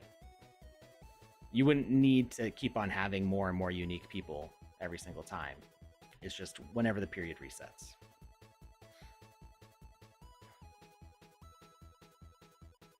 Two-week? Well, yeah, so then it's just 2 weeks. Which one am I missing? Oh, the one up here. Like, I'm just gathering them without like really paying attention to which ones I picked up. So this should still work. I'm pretty sure we tested this in the gallery and it worked. Wait, why is just the G gold? Oh, it changed. Did you see that? Just the G was gold, and then the whole word became gold. Yes, thanks to India. So yeah, I mean, I remember we passed 7 billion people, but are we close to 8 billion now? I don't even know. I haven't been paying attention for years. Oh,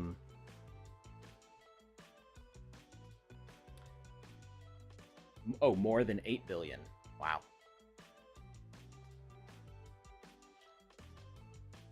That's a lot of people. One second.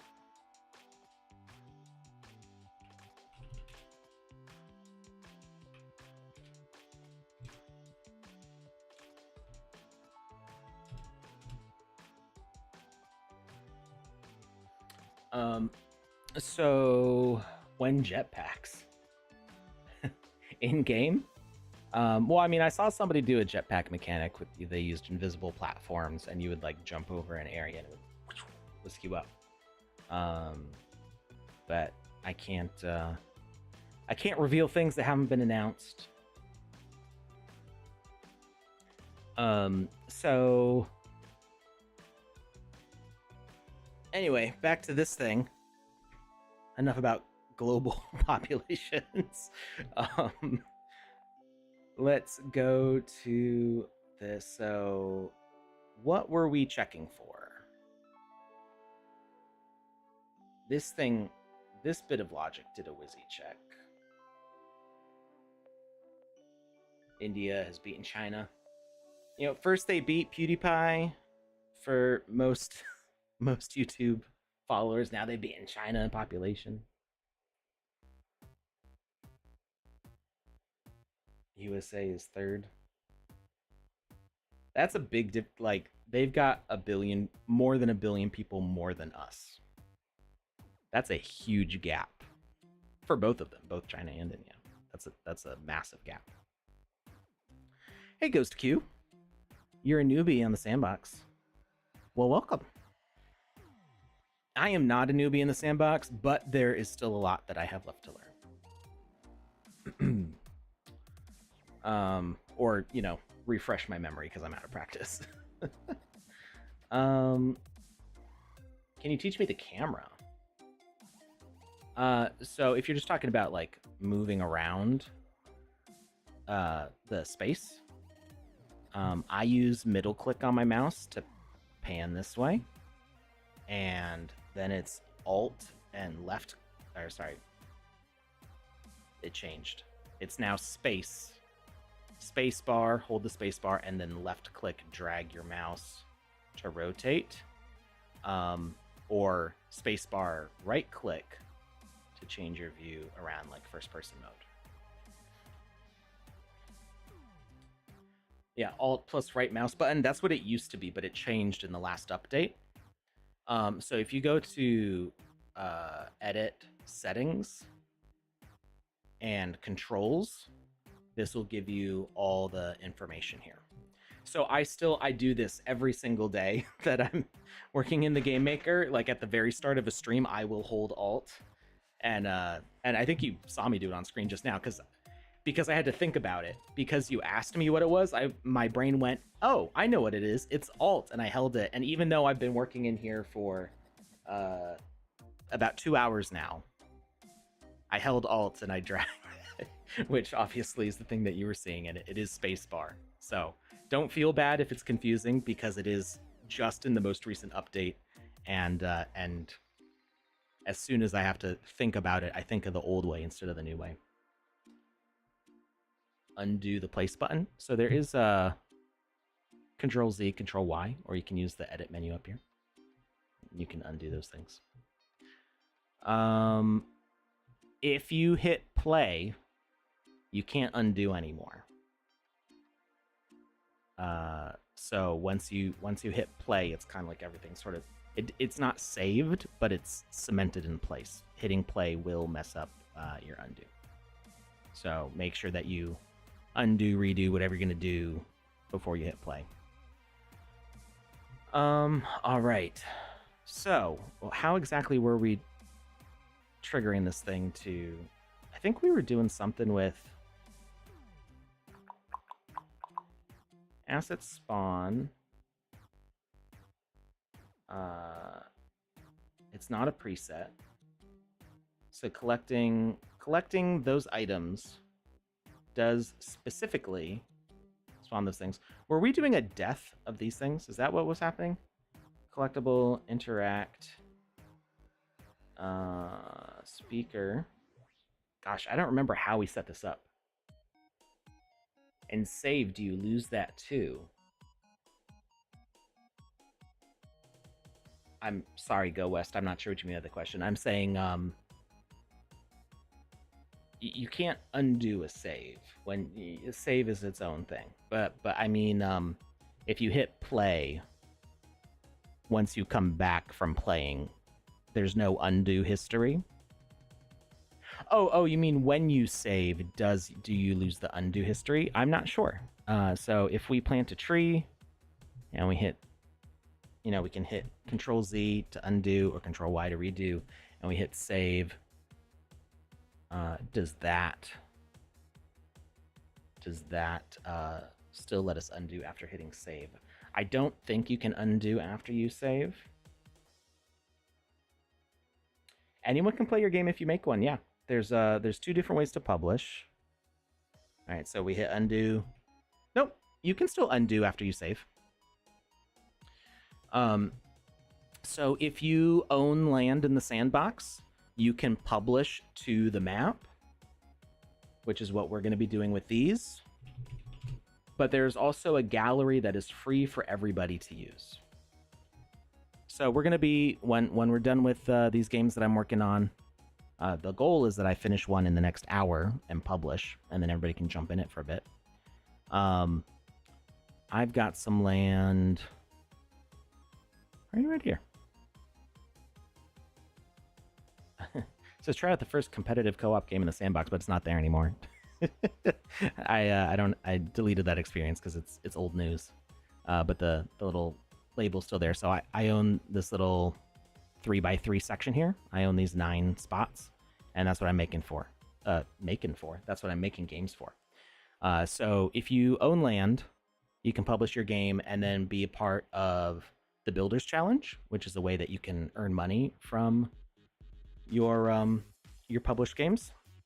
And the Builders Challenge does not have an event thing up here. Oh, no, it does.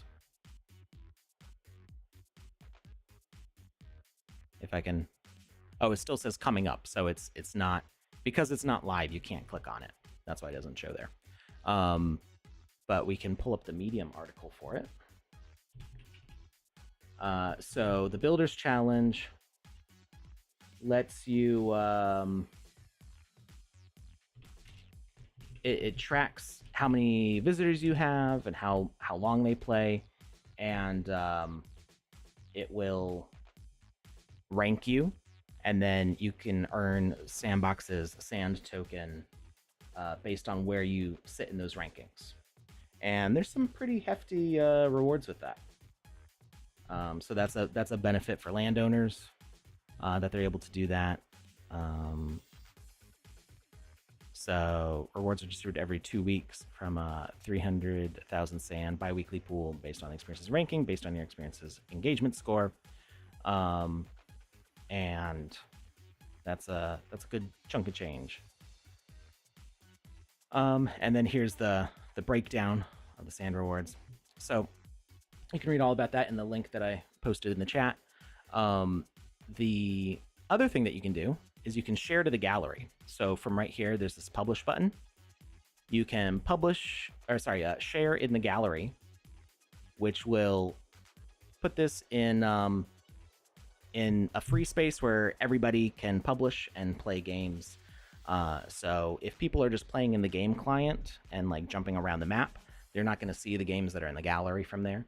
But the games gallery is a great place to test out your skills and share stuff. You can publish multiplayer games there too. And it's a good way to learn, and it's totally free.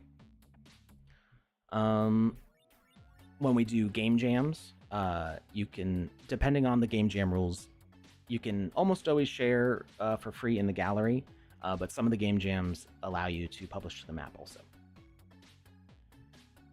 All right, so we were trying to figure out how I set this up because I don't remember. So these collectibles, this is a great use for our message inspector. So we interact to collect these things, these raccoons, and it sends a message specific to which raccoon they are, which spawns them over on these things. We got the indicator, we got the speaker component. It's waiting for the interact message. Okay, we were using health. We were using health on a selected actor, the Golden Cell X Raccoon, which is, I think we hid it in a window. Yeah. It's hiding here in the glass. So if you jump off the building, you can see it there. Just hiding in the glass, in the window. So that's we were killing that raccoon to do that. Trying to create a game where you can warzone for hours.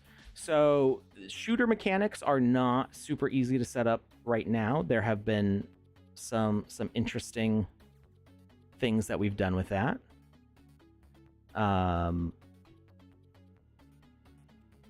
I did set up a first-person shooter that's multiplayer compatible. Now, this is from the previous version, so there might be some stuff that I need to update related to it.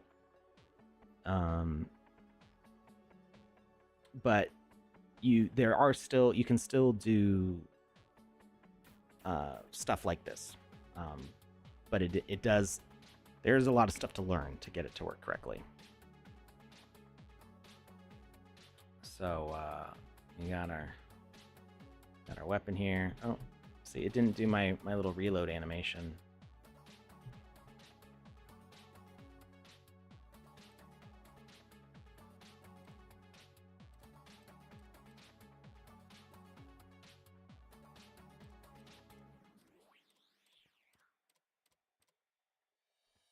Yeah, I think I made some modifications to it, and there was other stuff. So,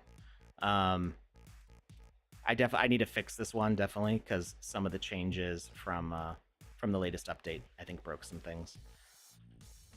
What about an MMO?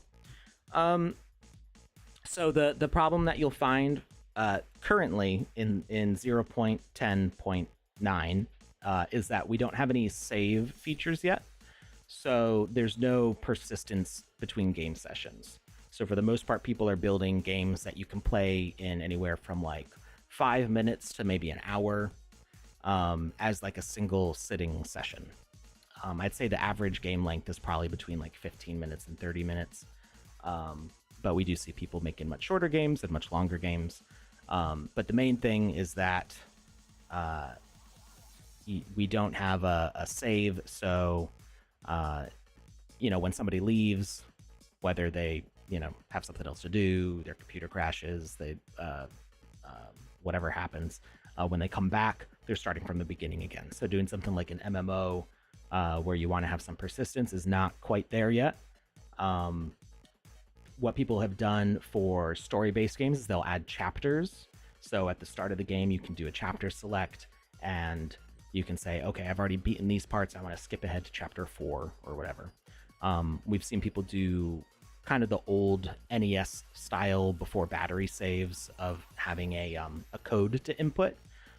So you through your gameplay of the game, there may be like a counter or something that counts up and gives specific code saying like, okay, your save game is number 15687 or whatever.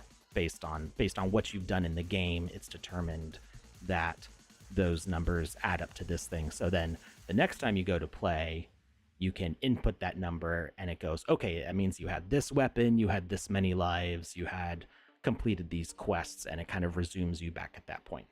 I think I've only seen one game do that so far, and that was the Florez cake, which would let you kind of skip ahead in the. It was an arcade style game, but it had like a story mode with multiple levels. So not really a story, but you could resume your place in like which levels you would be in by using a code. And there were also like Easter eggs if you put in different codes. FPS for Fortnite. So that was kind of the goal with this. I wanted to make a free-for-all deathmatch game, and so I had set this up. Oh, you know what probably went wrong with this gun is I think I updated the animations, and that might be what's messing it up.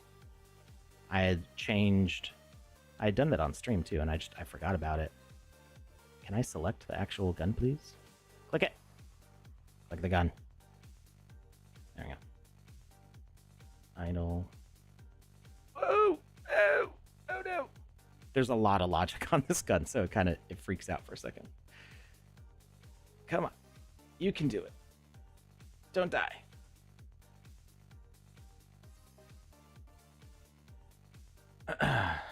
Yeah, passwords. That was the word that I needed to say, and I forgot that it was called passwords.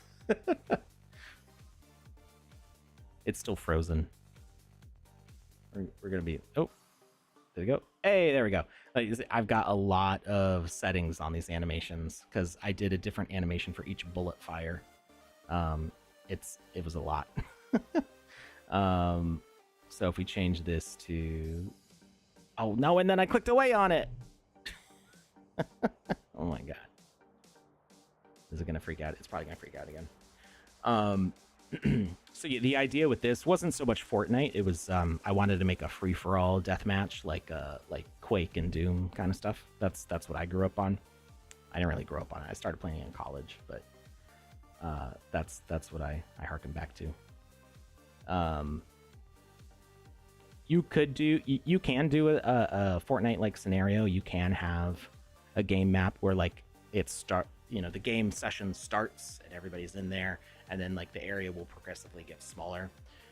Difficulty with doing something with like Fortnite is that the maximum size of a space you can do is significantly smaller than what's in Fortnite. But what would probably be a better way to do something like that is make it more like make it like a vertical battle royale where like you've got like a skyscraper with a bunch of rooms and floors, and maybe like a flood or lava or storm, whatever, is like slowly rising up, and players have to like keep on getting higher and higher until they're all pushed to the end.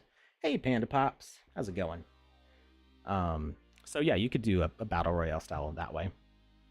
All right, I just wanted to show off the animation because it's my favorite. There we go. Oh, it's so good. I spent a good chunk of time. Actually, it didn't take me that long to make this. It was just like one night, but I was just so happy with it, with the little slide release and everything. It just brings me joy. How's the building going? Well, we encountered a little challenge, and I was like, why isn't it working this way?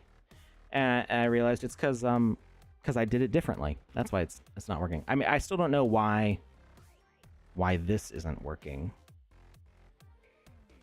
but we can do it a different way. I think I should be able to. So we're almost done. I gotta put in the collection assets. I need to make sure that the quest is actually working.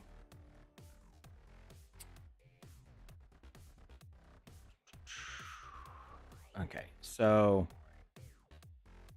the issue is that when we pick up these eggplants, it does count the variable, but then the variable, for some reason, is not relaying the message to toggle this thing. We want this to toggle on with eggplant done being sent by this game rule. And I feel like we did it that way in 0.9. I don't know why we did it the way that we did it in 0.9 with the rooftop. I hear eggplant and I think not eggplant. That is a you issue, Panda. Alex is in here picking up eggplants like a pro.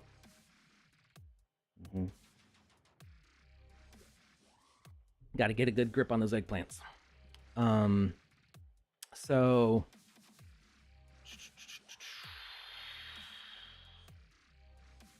this part of the math is working.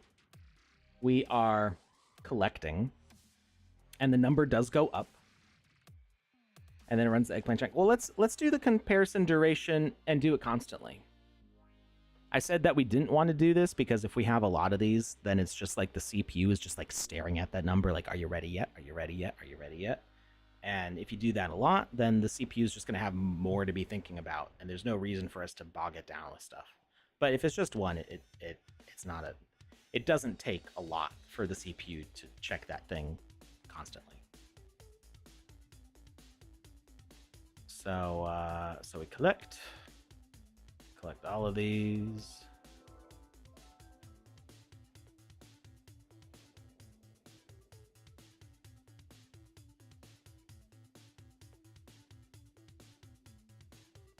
And it works.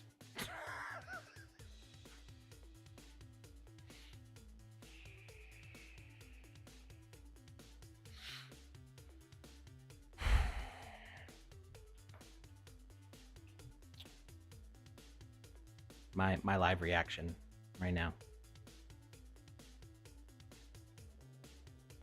That's me.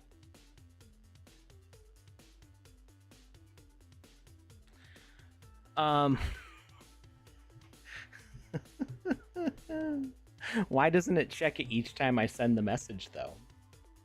Hey, Zombot redeemed Senpai Alex. No, I did want it to work, Lucas. I don't know. I'm annoyed that it didn't work before. All right, let's see what this question is from Zombot. Redeemed Senpai Alex to ask me a big question. I wonder if you could show me something. I'm trying to have 3 levers open a door. For example, in a fixed order, 2, 1, 3. If you press the wrong lever,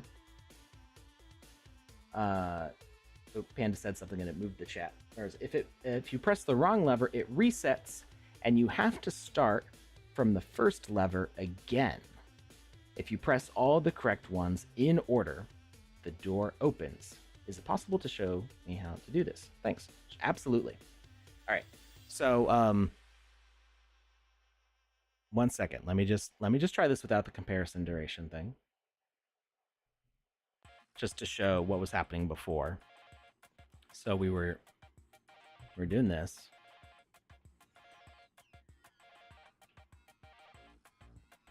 And we would collect all the things. And then we go back. And wait. That wasn't working. I have multiplayer simulator turned off. So this would be why.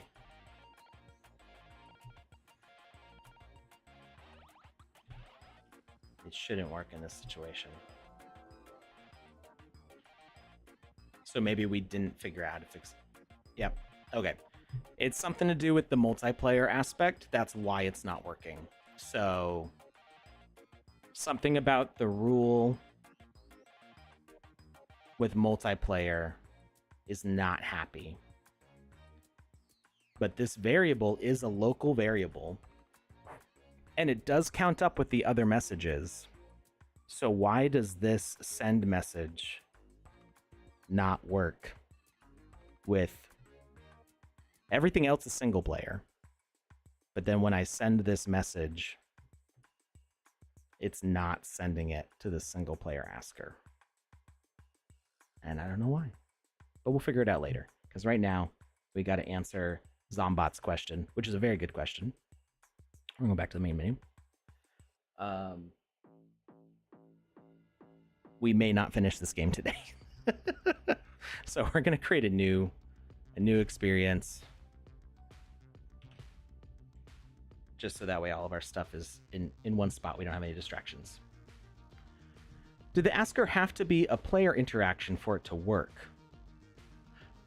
That is a good question, Nervex. We will have to check that out. Local ones have to be a player interaction, I believe. If I remember correctly. It's local ones have to be a player interaction. Global ones do not. But everything we're doing is with player interactions, I think. That's the weird thing, is that it is counting up the variable. It is counting how many eggplants we've collected. It's just not, it's not sending that back. But maybe that is affected by the player interaction part. So maybe if we call that check, that's what we can try that. We'll call that check with the initiating of talking to Wizzy the Purple. We'll try that. Hopefully I remember that by the time we're done answering Zobot's question. So our goal is to say open a door.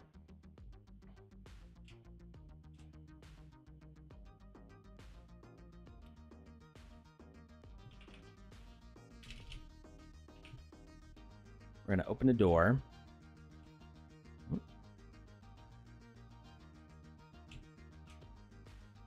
With some levers. And we have to get them in the right order.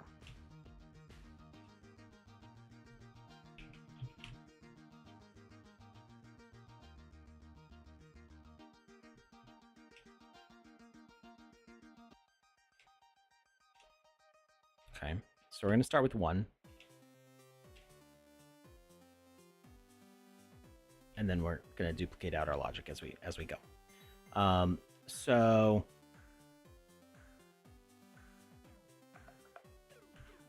whoops.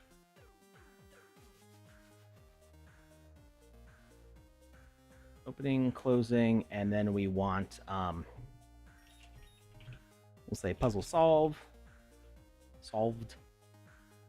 as our message to open the door.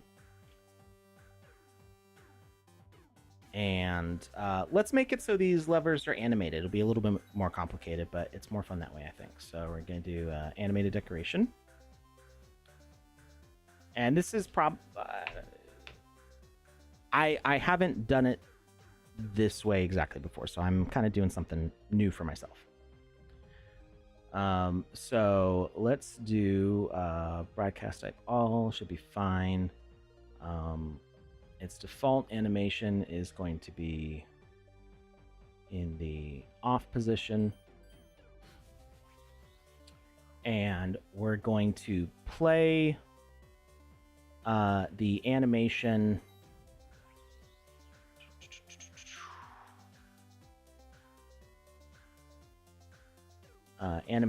on, turn on.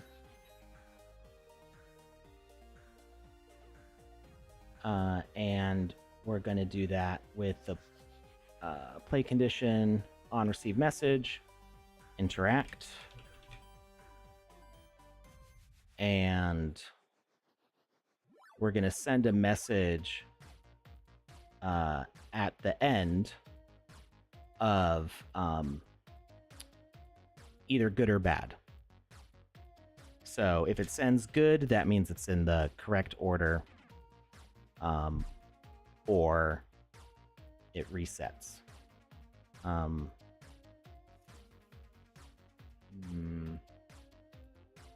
Maybe I don't want to do it this way. We're figuring it out live, folks. That's what we're doing. So the easiest way to figure this out is going to be just do it in 1, 2, 3 order, and then we can scramble up the positions. So this one is going to be good as long as hey Web3, how's it going? So the problem with doing it with an interaction directly on the animated decoration is actually going to be that we don't have a way to toggle things on and off with the animations. So what I was thinking initially is not an ideal way of doing it. But we can still kind of do it this way. So let's put this message. We'll say on.1 is going to be the message that it sends. Interact, and it's not interruptible, so players aren't like trying to fire them too fast.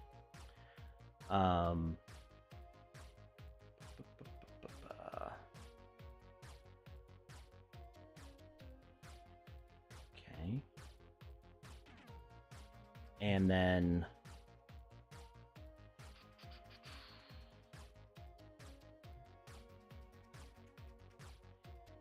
I'm not sure if it is going to loop the state. So let's just see what happens if we have it if we duplicate this on receive message, interact, and I don't think it'll go in order. I think it'll just keep on playing the on. So if we wait, why is it looping? Did I tell it to loop? We don't want it to loop. Good afternoon. It is afternoon for me right now. Okay, so it's in the on position, and yeah. So the issue is that every single time we interact with it, it's going to go to the first animation that is correct. So even though interact we did for both on and off animations, the state that it needs for turning on is still true. So we don't want to use that. I think what we actually want is a door behavior. So, okay, that's door. And I'm saying this all in the context of a single player game, not a multiplayer game, because once you make this multiplayer, you're going to have more complicated scenario. On your lunch break at work, question, how do I set the animation for my custom avatar? The asset already animated. How do you set it to default on a custom avatar in Game Maker? So if you want custom animations on a custom avatar, then you'll need to edit the animations for that character. There is, and maybe if Panda's still watching, she might be able to correct me. On the Git book, there's a lesson on how to unlock the characters. So if you're trying to like use it with equipment and stuff, because you can still do that. Say you're using a medium human template and you're trying to use equipment on them, but you want them to have custom animations. You're gonna want to. They can check out your personal YouTube videos. Okay, check out PandaPops channel on YouTube. Help with your analytics. Check out PandaPops videos on it. So you can unlock the template, make custom animations, save those animations as the names of what those animations would be. So let's say you want a custom walk, you're going to want to use the same animation name, so it replaces that walk. And then you go back to a locked version of that file, and you drop your new animation files into that project folder, and now your character will use those animations. All right, so we're not going to do this switch as a animated decoration, simply because interacting with it, we want it to change back and forth between two states. Oh, for your submarine, then you don't even have to worry about locking the animation. You would want to check out which swimming animations are called by the avatar. So there's the avatar has several different swim animations. So take a look at what those are and look at how the avatar swims when you do different controls, and then name the submarine animations as the ones that make sense to line up with that. Trying to get the propeller to spin. So if you just have that, then you just want it to be the idle 01 animation. And I think if that's the only animation on there, it should just constantly play, no matter what other things you're doing. But if it does stop the animation, then I would just pick the other swimming animations. Just duplicate your idle animation and rename it to all the swim animations, and then whichever animation it picks, it's going to be playing the same thing. All right, so because we want to switch back and forth between two states, we want to use a door. Like I said, we are doing this in the context of a single player game, just because the logic is going to be simpler, and you'll want to remember that in multiplayer games, because doors are multiplayer, they're synchronized between all players. If you unlock a door for one player, it unlocks for all players. So I'm going to assume that this is a single player quest that we're trying to get this puzzle to work. Otherwise, player one solves it, and then all the other players can run through the open door, which maybe you want that. So interact is going to turn it on, and interact is going to turn it off. Either way, it's fine. Our opening animation is going to be turn on, and our closing animation is going to be turn off. But we can send messages on the open and close states. So when we interact with this thing, we should see it go down, it stays, and we push it back up, and it stays. Now, one thing to note is that using the door means that we turn off collisions. So I would suggest either having collisions always on or always off, and not switching between them on this thing. So if you want them always on, you're going to want to put a duplicate of this asset with no behaviors, make it invisible, and have the collisions on it. And that way, just that collision box is always right there. But it's just a switch. It doesn't really matter if it's got collision. It's okay if the player kind of runs through it a little bit. We can even move it further back in the wall so it's a little less sticking out like that. And then just turn collision off and leave the collisions off all the time. So we know that our switch moves up and down. Now we want certain things to happen in the right order. So we're going to do a message on open of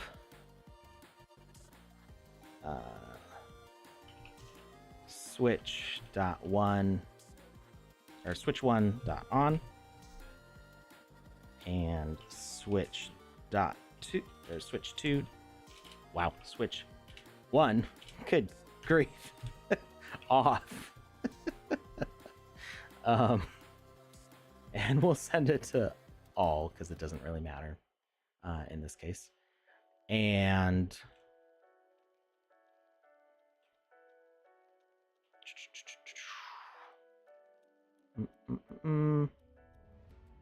we're also going to do a message to close of reset, which is going to reset our whole puzzle if we do anything out of order.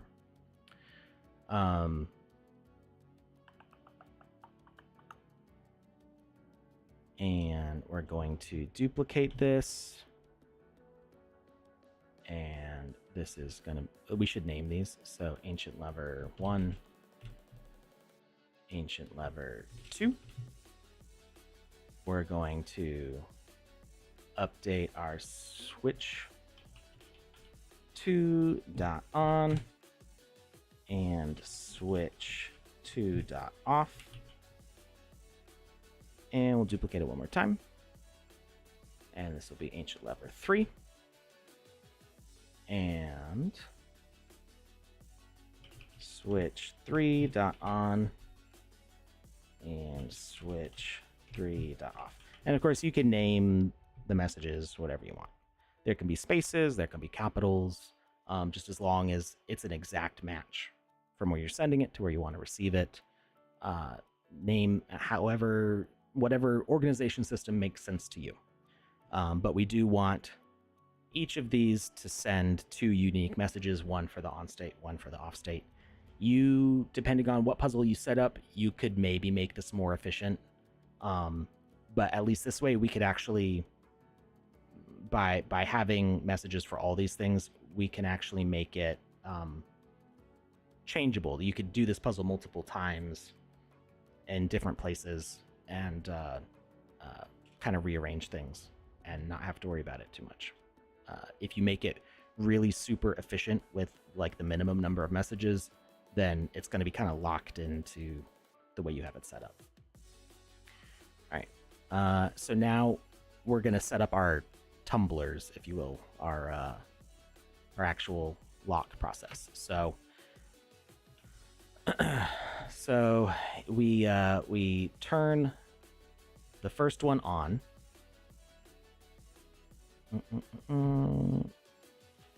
Message broadcaster.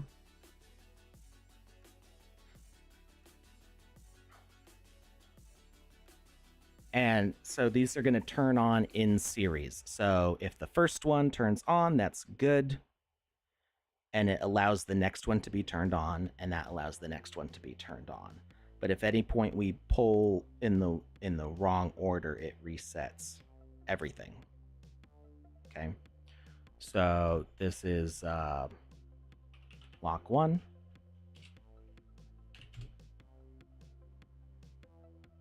Edit logic. And we'll say pass 1.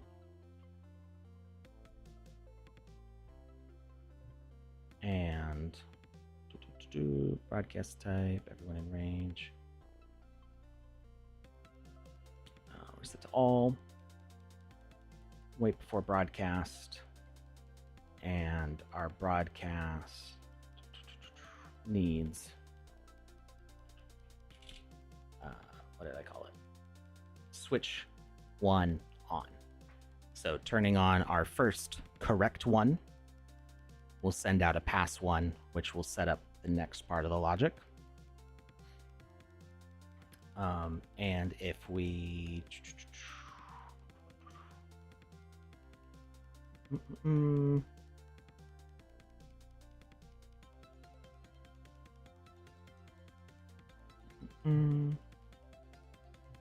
I think I missed something on the switches. If we turn off any of these, it should reset all of them. So if we do closing animation, message on close, switch off. Actually, all of these should do the reset. So we don't even need the switch off ones, really. We can just reset. And you can tweak this to whatever rules you want. So if you wanted somebody to turn a switch off to like undo and go back a step, that's more complicated, I think, and more confusing as a player. You just want to pull the levers in the right order or reset them all. So we're going to switch all these close messages to reset. Reset. Reset.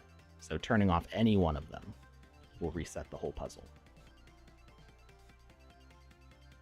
And so we can actually see that in action already, that we pull one down, pull another down, but if we reset it, they all go back.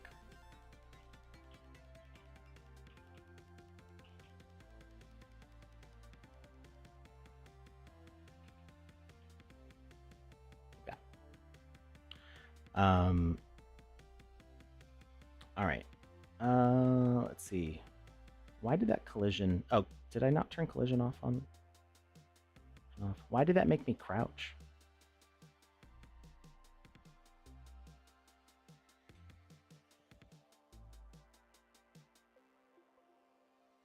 Is it turning collision back? It turns collision back on. It didn't used to do that. Interesting. Interesting.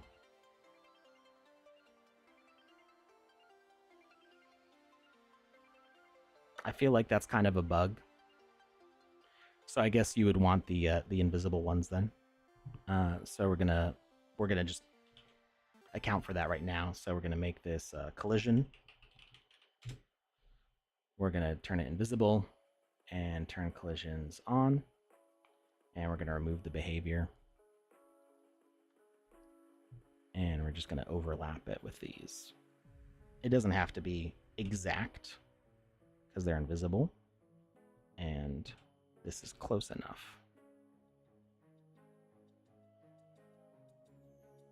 So now, these levers are also really high up. I don't like that. So interacting with any of them will reset all of them. Drop them down a little bit, like that, to arm's length. Not related to your logic. I just like it when it looks good. So we are sending the message pass 1 when the first correct switch is done. And we don't need to reset this one because this one will always send the pass 1 message, I think. Like I said, this is the first time that I'm setting it up this way, so I may need to double back on some things. So we've got lock 2, or lock P. How did I do that? That's the opposite side of the keyboard. Lock 2, and it's going to send pass 2 if it's correct, and it's only going to send that message if pass 1 has toggled this on. So the message to actually send pass 2 is switch to .on, but it will only send that if it's toggled on. So toggle, and it turns on with pass 1. So we've sent the switch 1 on to this bit, and that sends out pass 1, meaning the next correct one can go, and the next correct one is this one. And it is going to send out pass 2 to activate the next one when it gets switched to, but only after pass 1 has been passed. And we're going to turn it off with a reset. And its initial behavior state is off.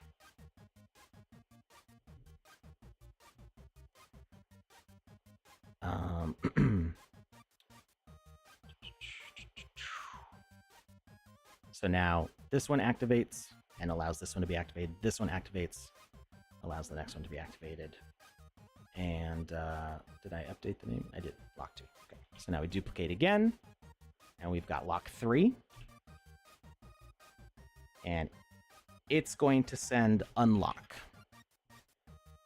which is going to open up our door. All right, I already used puzzle solved, so we're gonna use puzzle solved. In this case, puzzle solved just opens the door. We could have it unlock the door, and then we can interact with the door, but I think it's better if you do puzzle solved, because if you open the door, because then it's clear to the player that they've solved the puzzle. Otherwise, they might just keep on flipping the switches and not realize that the door's unlocked. So the turn on message for this is pass 2. And turn off message is reset. Initial behavior state is false. And now we can see if doing this in the correct order is going to open the door. So we do 1, and then we do 2, and then we do 3. And our door didn't open. Why not? Puzzle solved. Turn on message, pass 2. Oh, because I didn't update this. Switch 3 on. That's what I forgot. Switch 3 was not sending the message. Okay. So now, if we get the correct order, it should send through. And it's still not. What am I missing now?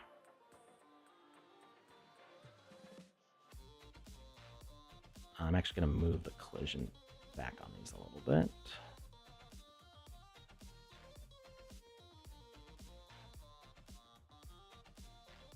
Interact. Sends switch 3 on.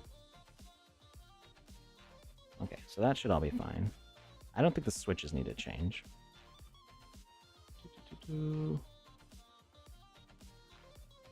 Switch 1 on, sends pass 1.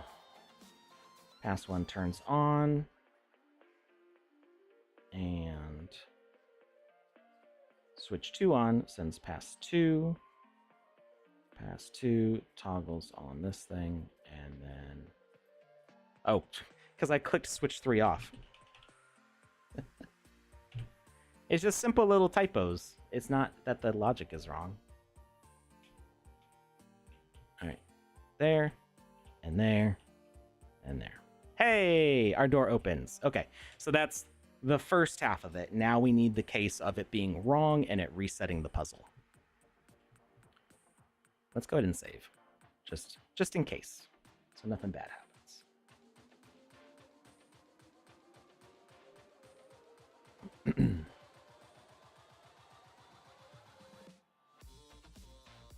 Are you following Are you following through so far? Zombot? I know sometimes I can get a little loopy and rambly as I'm doing this, just because my brain works faster than I can explain what I'm trying to do. So we've got that. Now we want the case of something being wrong. And I'll recap. I'll go back and I'll go over what the final whole process was. Just because we're figuring it out as we go along. So in the case of this switch turning off,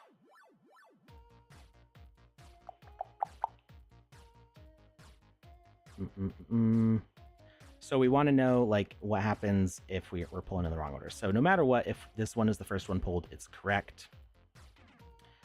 And then this one, and then this one. So what happens if we pull in the wrong order? So if we pull the first one when it's not correct.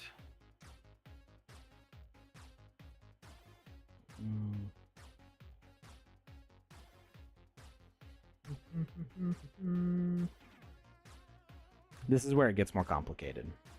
And it would probably help if I had like a sketch of a flowchart in front of me, but I'm kind of trying to do it in my head.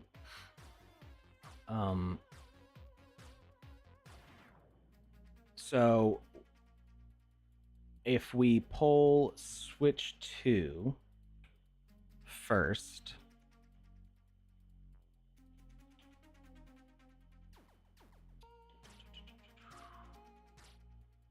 it's going to send a reset.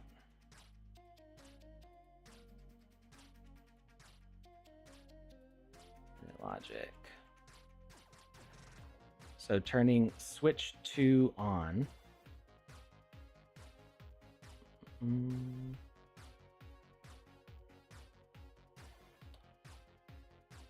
Sends a reset.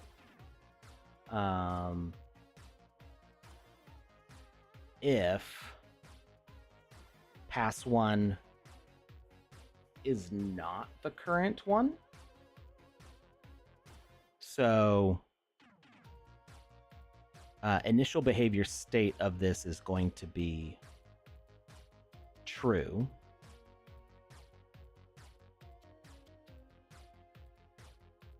And we turn it off with pass 1.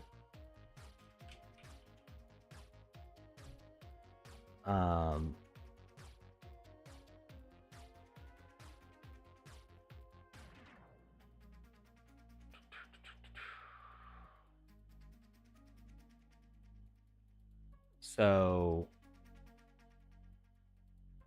yeah, we're sending switch 2 on.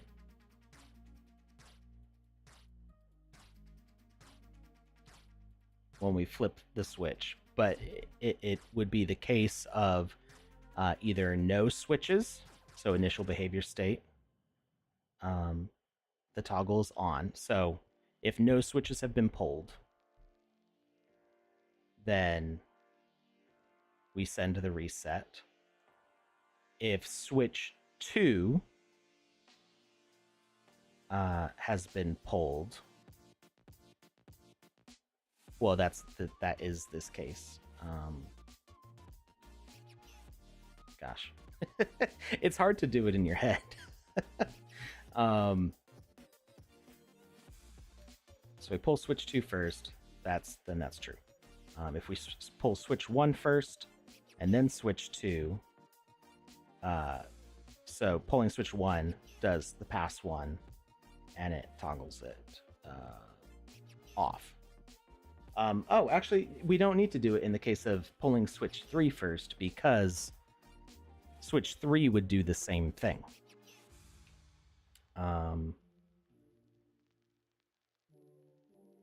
We just need to make sure that this logic resets, so we can do it multiple times in the wrong order.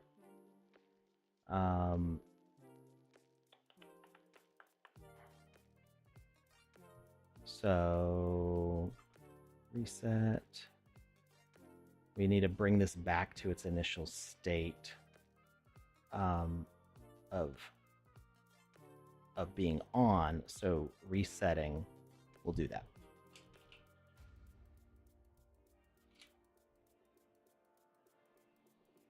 It should do that.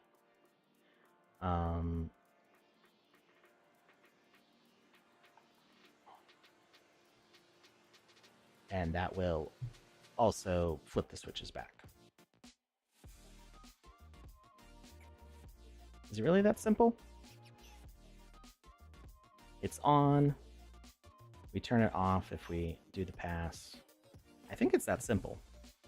So now we can duplicate this.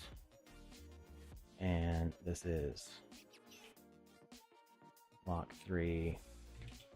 Now we're going to call these the resets. Lock 2, reset. So in the case of lock 3, if it is, we turn it off with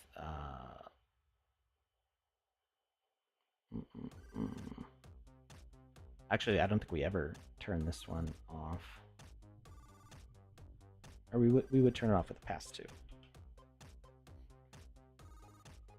So that way it doesn't reset the puzzle as we're solving it.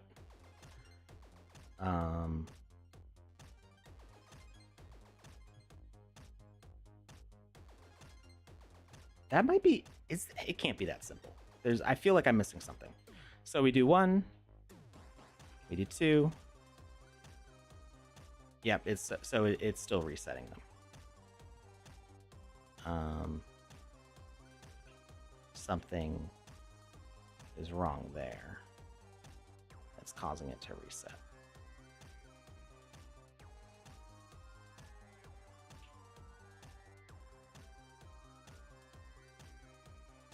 Okay, so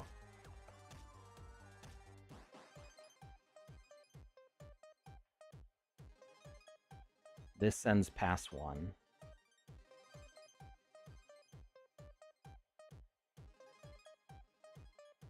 pass 1 should be turning this off, so it doesn't reset.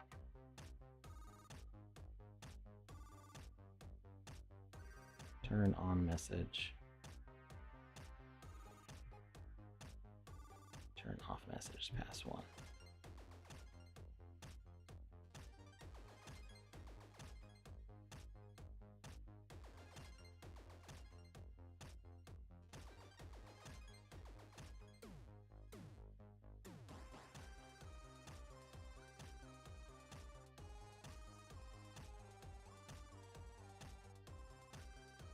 Why is it not turning off?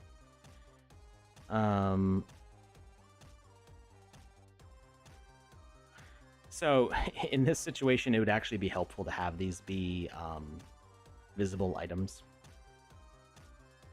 and show like their state if they've like based on what we've done with the switches instead of having it all be invisible.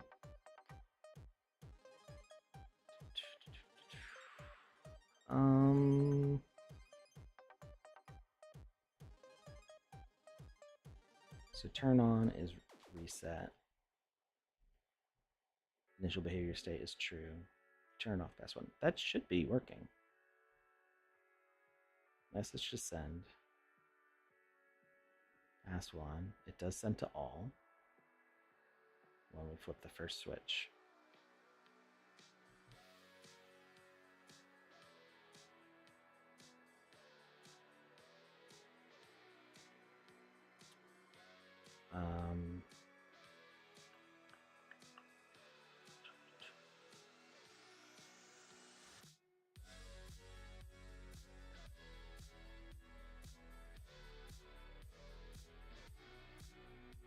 Okay, these ghost ones are actually getting in the way too much, so we're gonna move them way back there.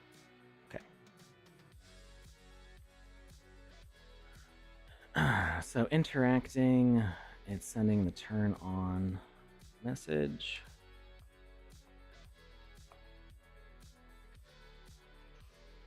Switch 1 on. Switch 2 on. And switch 3 on.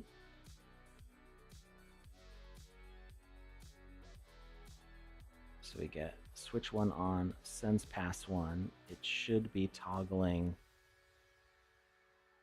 this logic on when it gets past 1.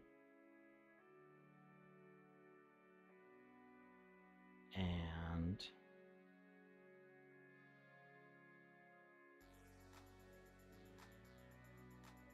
when switch 2 on gets sent through, it should be sending past 2.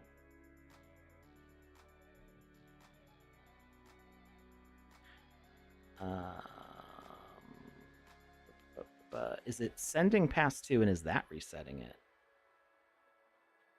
That shouldn't be doing it. Turn on message is past 2.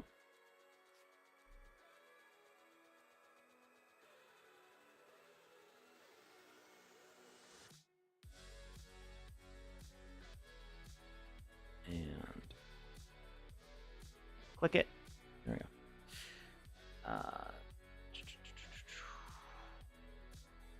So we turn on message. Reset. Turn off message is past 2.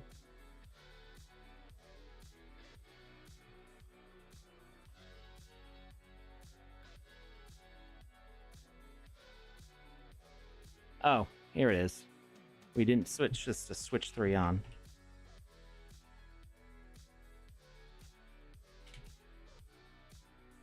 So it was sending it to both of those things, and it was resetting it. Okay. Now it should work. Okay. So the door worked. Now let's try doing it in the wrong order. So we do 1. And it resets itself. Do 3. And it resets itself. We do 1. We do 3. It resets both. There you go. And then we should still be able to do 1, 2, 3. Hey! And we can reset them, but our door's already open, so it doesn't matter. I did it! Again, it was just I forgot to change the message on the on the third bit of logic. Okay, so we're gonna go through and explain what we just did. So we've got our 3 switches, and the basic setup of our switch is that it's a door because unlike the animated decoration, the door lets us toggle it back and forth between 2 states, and it also lets us send a message at the end of each animation. Or it's actually the message sends at the beginning of the animation, I believe.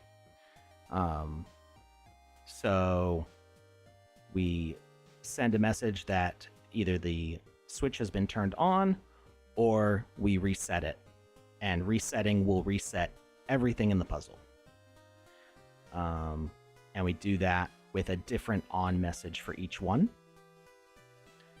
And then our logic above is the 3 things that happen if we get it correct. So we have the first one being it has no toggle. So no matter what happens, if we activate the first one, the correct first one, it will always pass through a message to activate the second bit of logic. The second bit of logic is for passing is initially off. So when we send that message, if it hasn't been turned on by the first one, then we get a reset. But if it has been turned on, it sends it to the next one down. And the way that we reset it is with this second row up here. By default, this is on. And if we ever do the second one first, it resets the whole puzzle. But getting the first one correct will turn this bit of logic off. And yeah, it's actually simpler than I thought it was going to be a little bit. It was just the fact that I had this to switch to on, is to switch to on. So you got to make sure that you line up your numbers correctly. I forgot to update the message required, and that's why it was resetting. And then you could do this with any number of switches. You can just keep on duplicating this logic out. So we can select this whole section here, and we can duplicate it and move it out here. And we can rename this ancient lever 4. Interact, all that's the same. But now we want to change to switch 4 on. And up on the logic levels here, we want pass 3. We have to add that one because it's not there already. We do switch 4 dot on. And up here, we gotta rename our things here. Lock 4. We don't have to, but it's good to stay organized. And lock 4 reset. And we're looking for pass 3 message. Switch 4 on.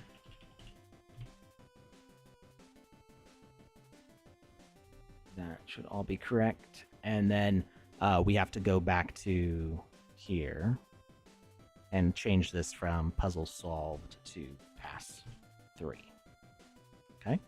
And now we've got an extra thing in the switch. So if we do this one, it resets automatically. We do this one, it resets automatically. We do this one, it resets automatically. The 1, it resets there, that it resets. So you getting the idea. And then do 1, 2, 3, 4. Doors open, folks. So you can just keep on extending that out as many as you want. Let's move these back so they line up. You can give us our collision boxes. And now we can shuffle these in any order. So let's move this one off. And this one over here. This one over here. And I'm not even paying attention to what order I just set these in. So that way I have to solve the puzzles. So, we know that's not right. That one went down. Okay, let's try that one. That reset it. So let's try that one and that one. Okay, that's good. And that one. Hey, look at that. It didn't take too many tries. So you could make this more difficult by not having the automatic reset. But that's going to be more difficult for you as a designer and for the player, I think. But yeah, that's how you do that. And there's probably other ways of setting up too, but that's the way that I thought of it. And with this way, you could have a click sound play with any of these messages. You can either add a sound component directly onto these things and have it activate from the interaction, or you could do just one sound behavior and have all these different messages send a click. So you can make the sound effects play for various things as well with that setup. The Sandbox. This is Web 3, yeah. So I love doing stuff like this. This is fun. It made us not get our game published today, but we'll get there. We'll get there on Tuesday, folks. Tuesday, Monday. What day do I stream? Tuesday. Tuesdays and Fridays for this stream. You know what? How much time I got? 2 minutes past the hour. I need to end a little bit early so that way the stream information resets for Panda. But Panda, can I have a few more minutes? Is that going to be a problem? I think I'm close to getting it all set up.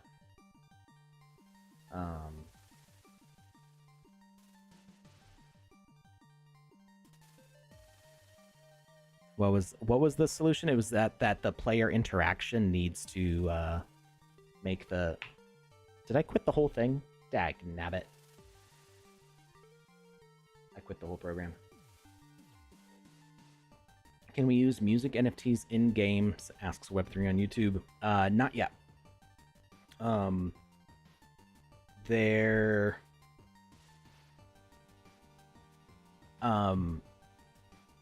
yeah, the current. Well, okay, so video. Was it just GIFs that got added, or were video NFTs included? I don't remember now.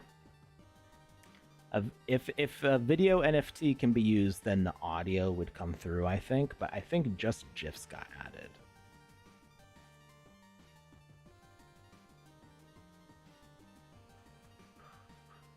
I don't remember if video NFTs were in the mix.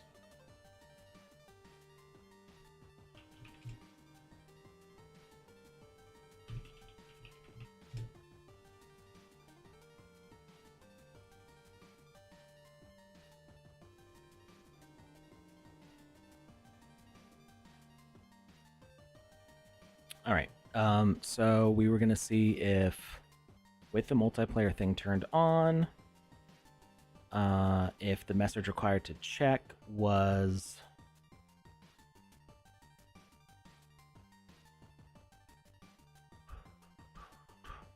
I mean, honestly, the collect could do it.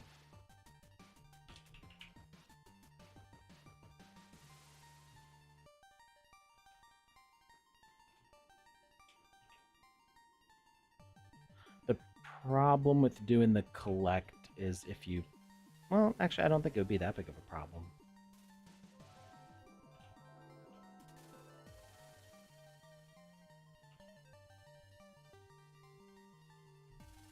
That still doesn't work. Okay, so then let's do...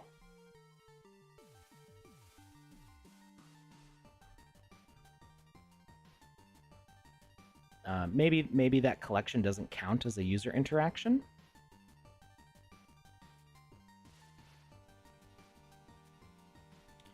So we'll do spider start.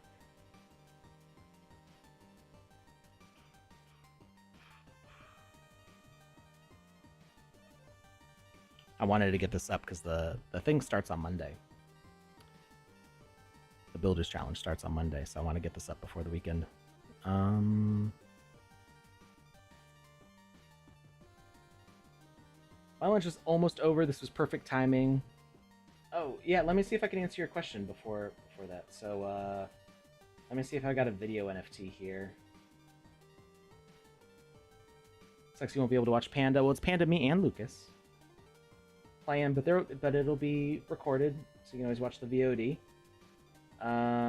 Where is a video NFT that I have?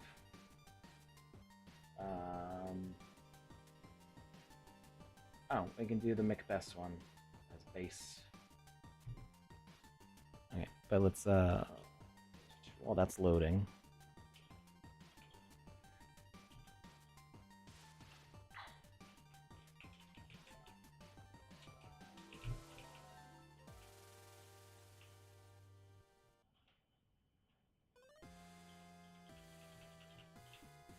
It still doesn't work.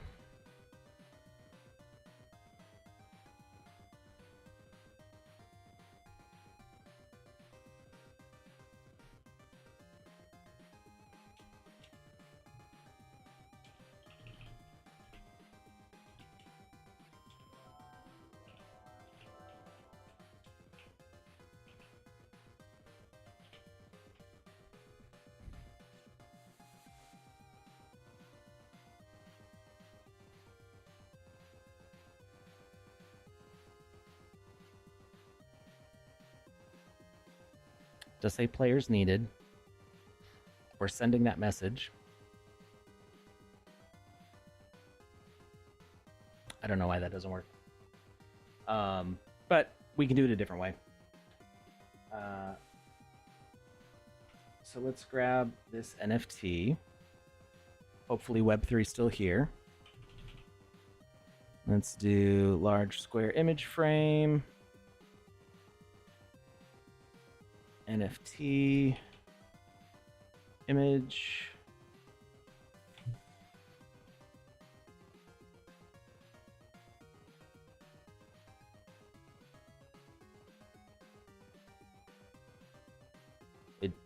It didn't not do it. I don't know if it's loading or...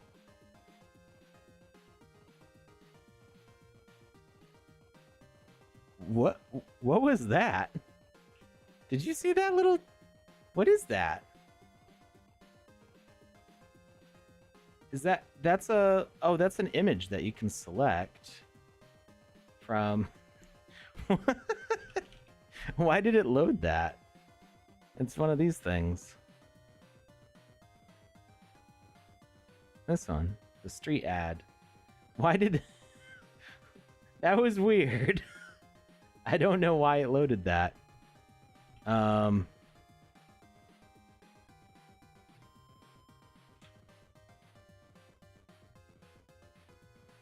So...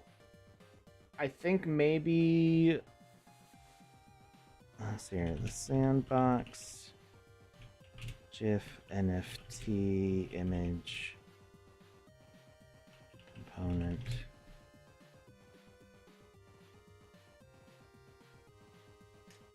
Okay, so it now supports GIFs. It doesn't support video yet.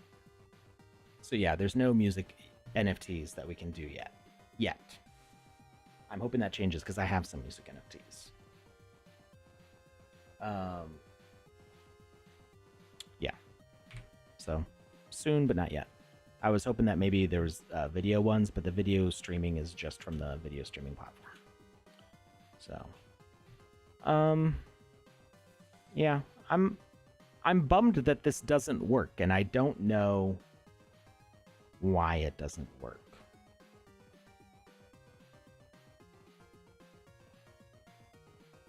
Was there a new rule for, like...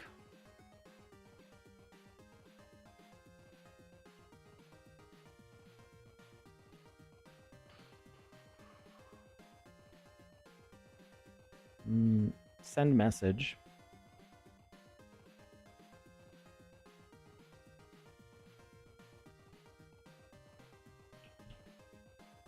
Eggplant done. Message to send. Eggplant done.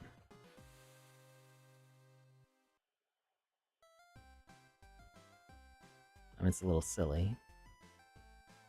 But maybe that will send it into here.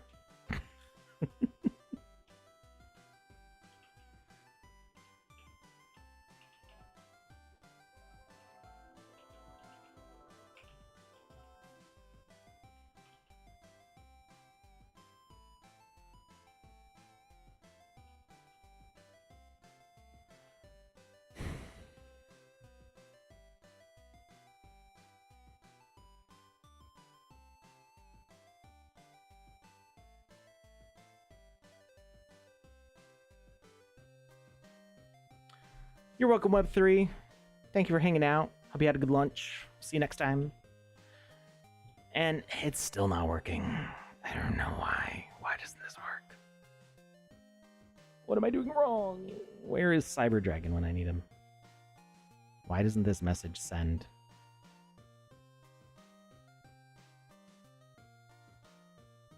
You have one job. You have one job.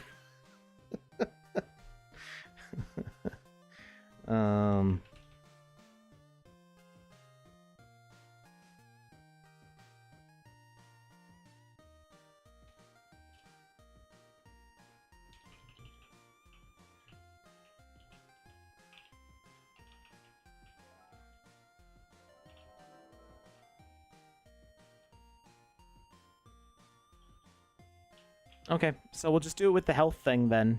That's fine. It's fine. So we're gonna get rid of our variables and stuff. Who needs them? Not us. I don't know why it doesn't work, but whatever. There's another way. Alex will find a way. So we're just gonna have our eggplant.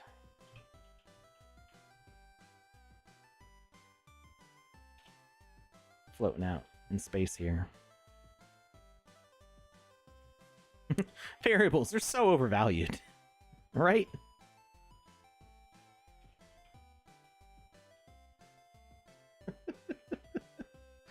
Alright, we're just gonna hide an eggplant in here. Don't tell anybody. It's our secret. Nobody knows. Nobody knows about the secret eggplant. And this is going to have a health component.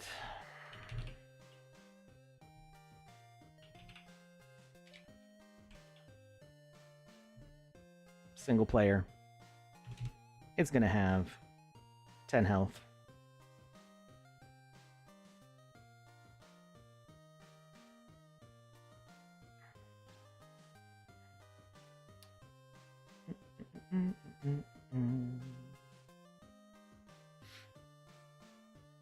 Death event destroy. Doesn't need an instant death message. Need Jeff Goldblum. Everybody needs Jeff Goldblum. That's just... yeah. Alright, what was the thing to activate this? It was,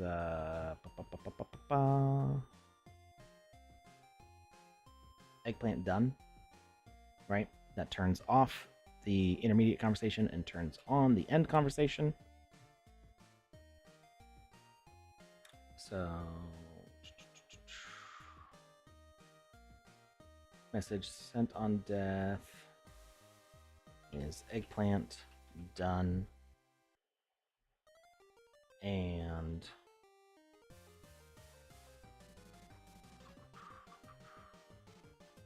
We put a tag here. Eggplant. Actually, not there. We don't need it there.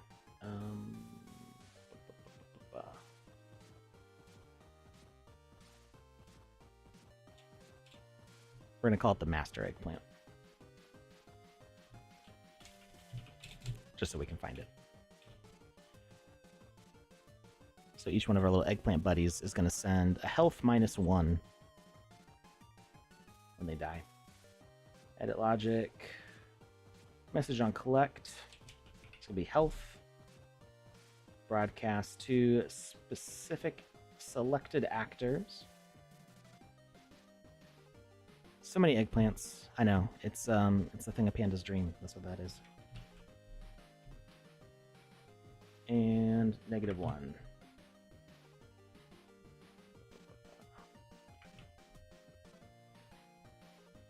And we are going to update our preset. Confirm. And we're going to replace all.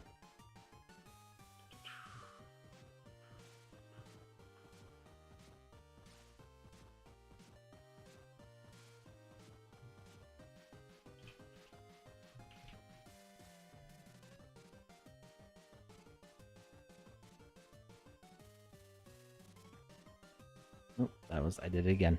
I selected the wrong thing again.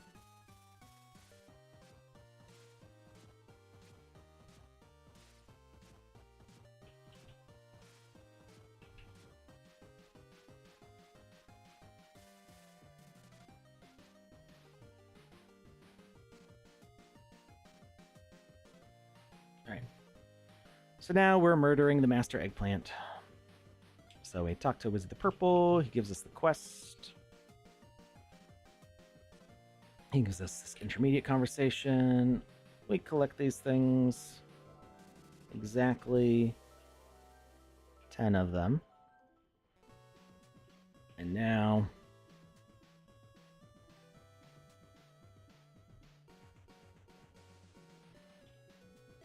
did our master eggplant not die?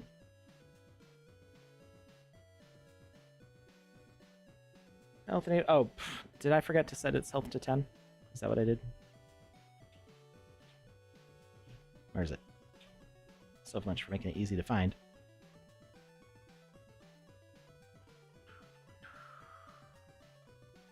Oh, I replaced it. What? Why did it? I didn't want to replace it with the preset.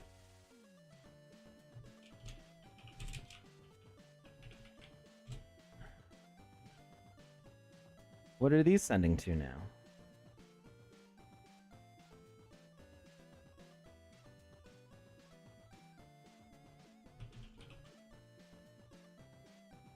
I think I overwrote it accidentally.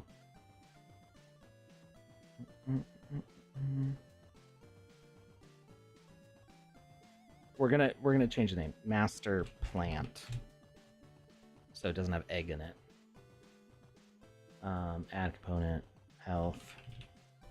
I didn't mean to overwrite it. Death event, health 10. No instant. No life bar. Immune to attacks true, why not? Set message sent on death is done. Eggplant done. Broadcast to all.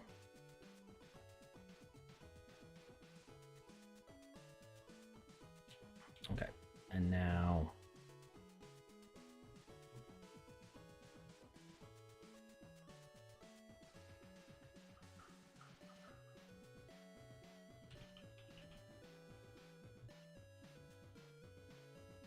we're going to update the preset.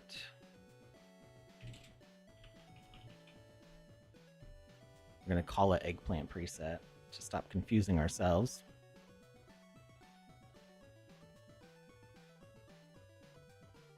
And now we're going to select all the eggplants for replacement.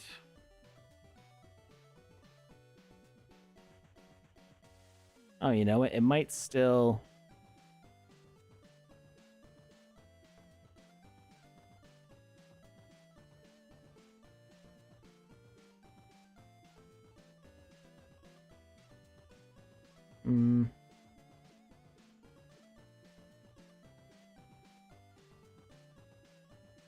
It might still, because it's the same asset. That might be why it did that. Whichever one's in front of dirt. Yep. Still does it. That's why. Okay, we're going to replace this with something else entirely.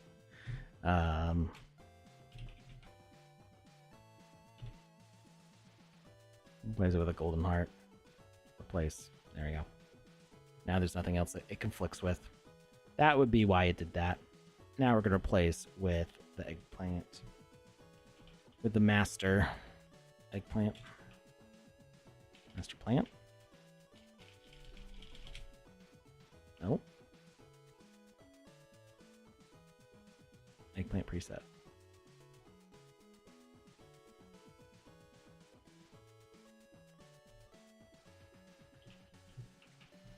Eggplant preset. There we go. Whew. I got myself really, like, confused there for a second. We're good. We got this. Alright. Now that should have gotten rid of that. What? Why is it...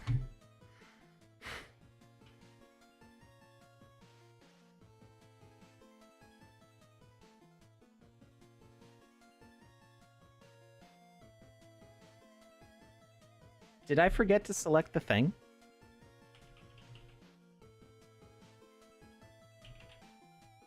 Because it's called a golden heart now. It's because I changed the asset.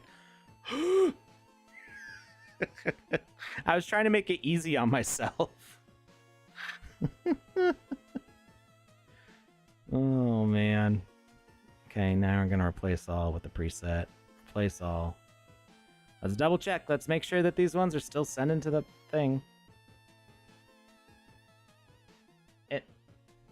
Why didn't these update to it?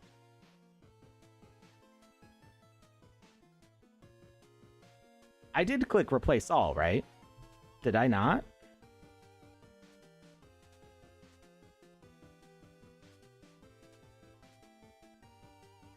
Did I not update the preset?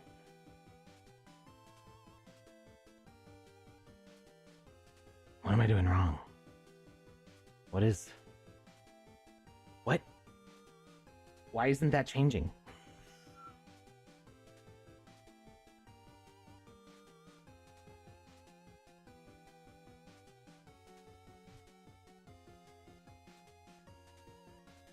My brain's about to explode.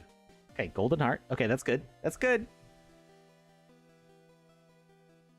We're gonna replace these all with the preset. Let's replace them all with something different. Just bam. Okay, they're all that now. Let's replace them again. Eggplant preset. Replace all.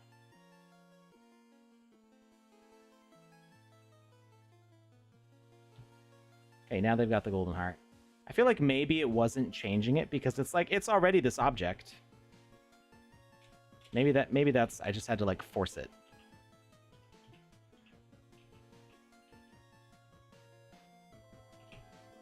If this doesn't work, I'm ending the stream right away. Hey, there we go. Oh, man. Of course, our quest didn't close. Let's see. PandaPops contributed 500 channel points, sandcastles, to the live VoxEdit contest challenge. Ooh.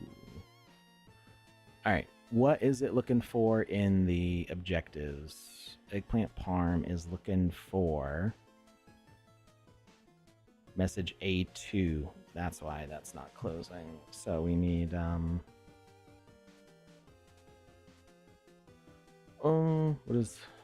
what's the thing that ends the quest here? Spider done.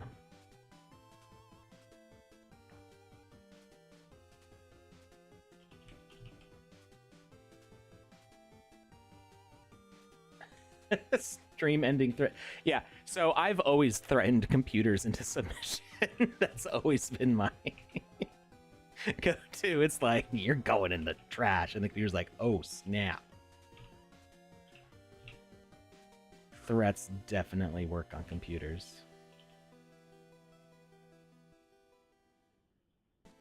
Okay. Now, what happens if we collect the eggplants before we get the quest?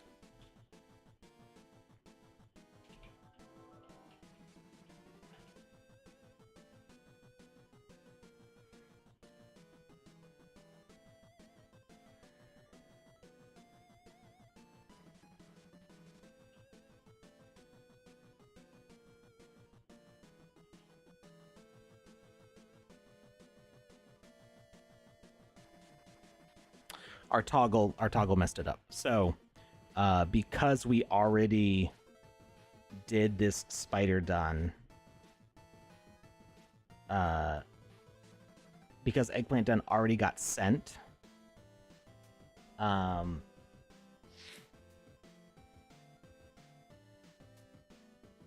then this is already toggled off, I think. So basically what we need to do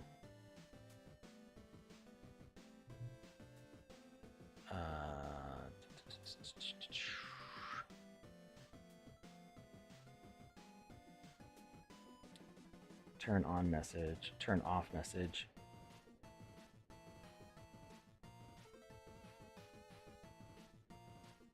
Can't click it. Spider start A1. Turn off message. Wait. Did I not?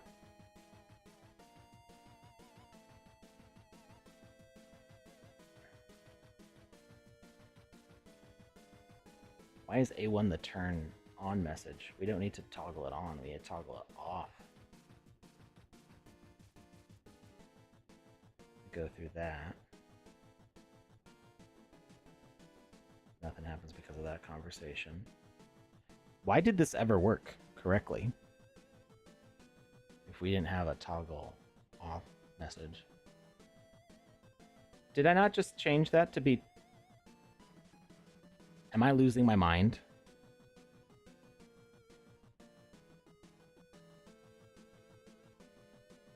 Why is it above? Why? I thought it would be lined up with the top. I thought I was losing my mind for a second. See, this one it lines up with the top, and this one it lines up with the top, and this one it centers it for some reason. Oh man. Okay, so that does what it's supposed to do. We toggle this one on, and then we toggle it off with eggplant done. So it's toggling back on if we collect in the wrong order, basically. So instead of toggling it on with A1, we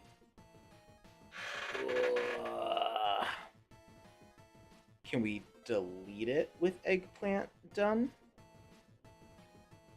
We can just poof it out of existence with eggplant done instead of turning it off. So we're gonna add plant component and say that it's going to eggplant done.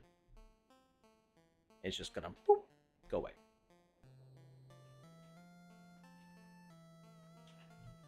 I really need to end though. Spiders. Try to avoid it. Not collect at all. Do we still get the second message? We still get the second message. We collect the 10.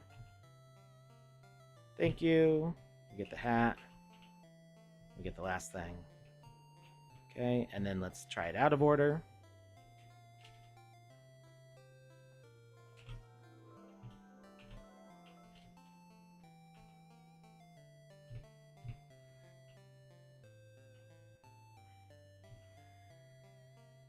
There we go. Now we could make it so that way we have a totally different start conversation if we've already gotten the eggplants. So that's what was happening. Is we were turning that message back on by talking to Wizzy, when really we could just remove that message from ever happening in the first place for that middle bit, and that's why it wasn't working. So I'm gonna save here. We're gonna get rid of these extra eggplants. We don't need them. We're gonna save. We're gonna end this stream, and I guess we can do a raid if there's somebody going. Maybe they'll raid us back. Who's live right now?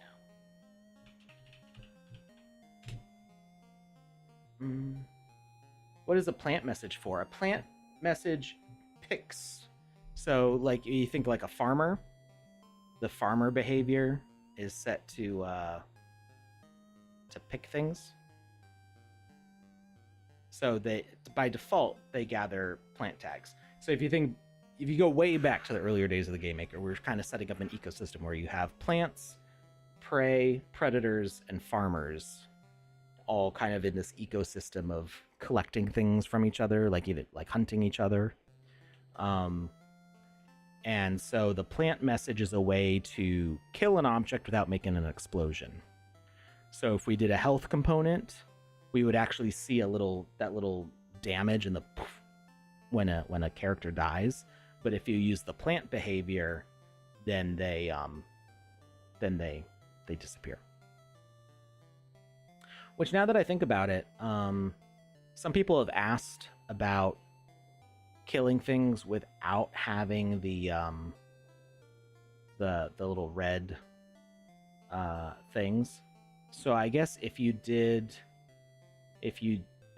destroy and then set a death delay of, like, I don't know, really far, and then did a plant behavior.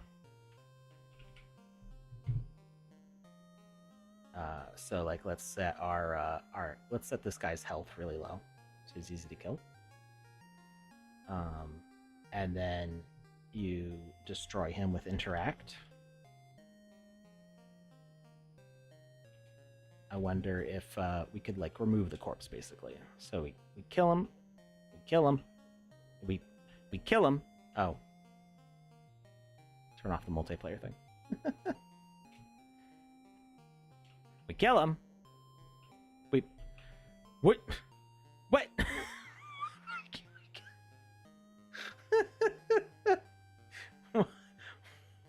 Why?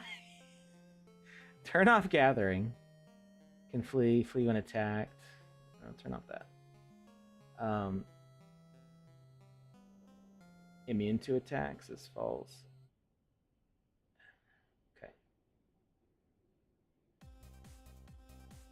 Okay. I don't understand why. Oh, maybe if I use the sword. Just maybe I was just not actually hitting him.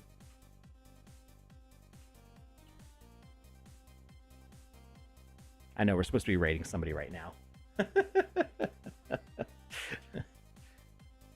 Why can't... What the...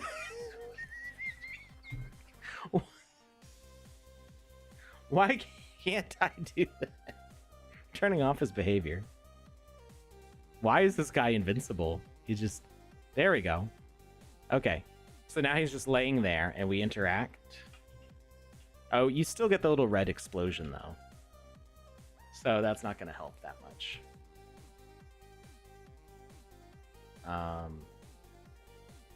But, like, let's say if we made him invisible here, you can usually still see the little explosions.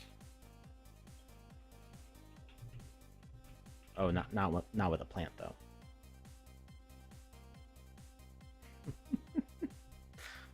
Oh, man. My brain must be so fried right now. It's an interesting day. So the problem that people were encountering was, yeah, you still get all of that even if they're invincible. Or invisible. So the plant will let you destroy an object without it having, like, visible damage. So that's why we put the plant on there. because technically, like if you're plucking a crop from the ground as a farmer, you don't want to see an explosion happen. Like that probably means something bad. So the plant behaviors is what we use for that. All right. Now that I've thoroughly gotten off track again, let's see who we can raid in the sandbox. Nobody's streaming it right now, except me. At least not that I can see.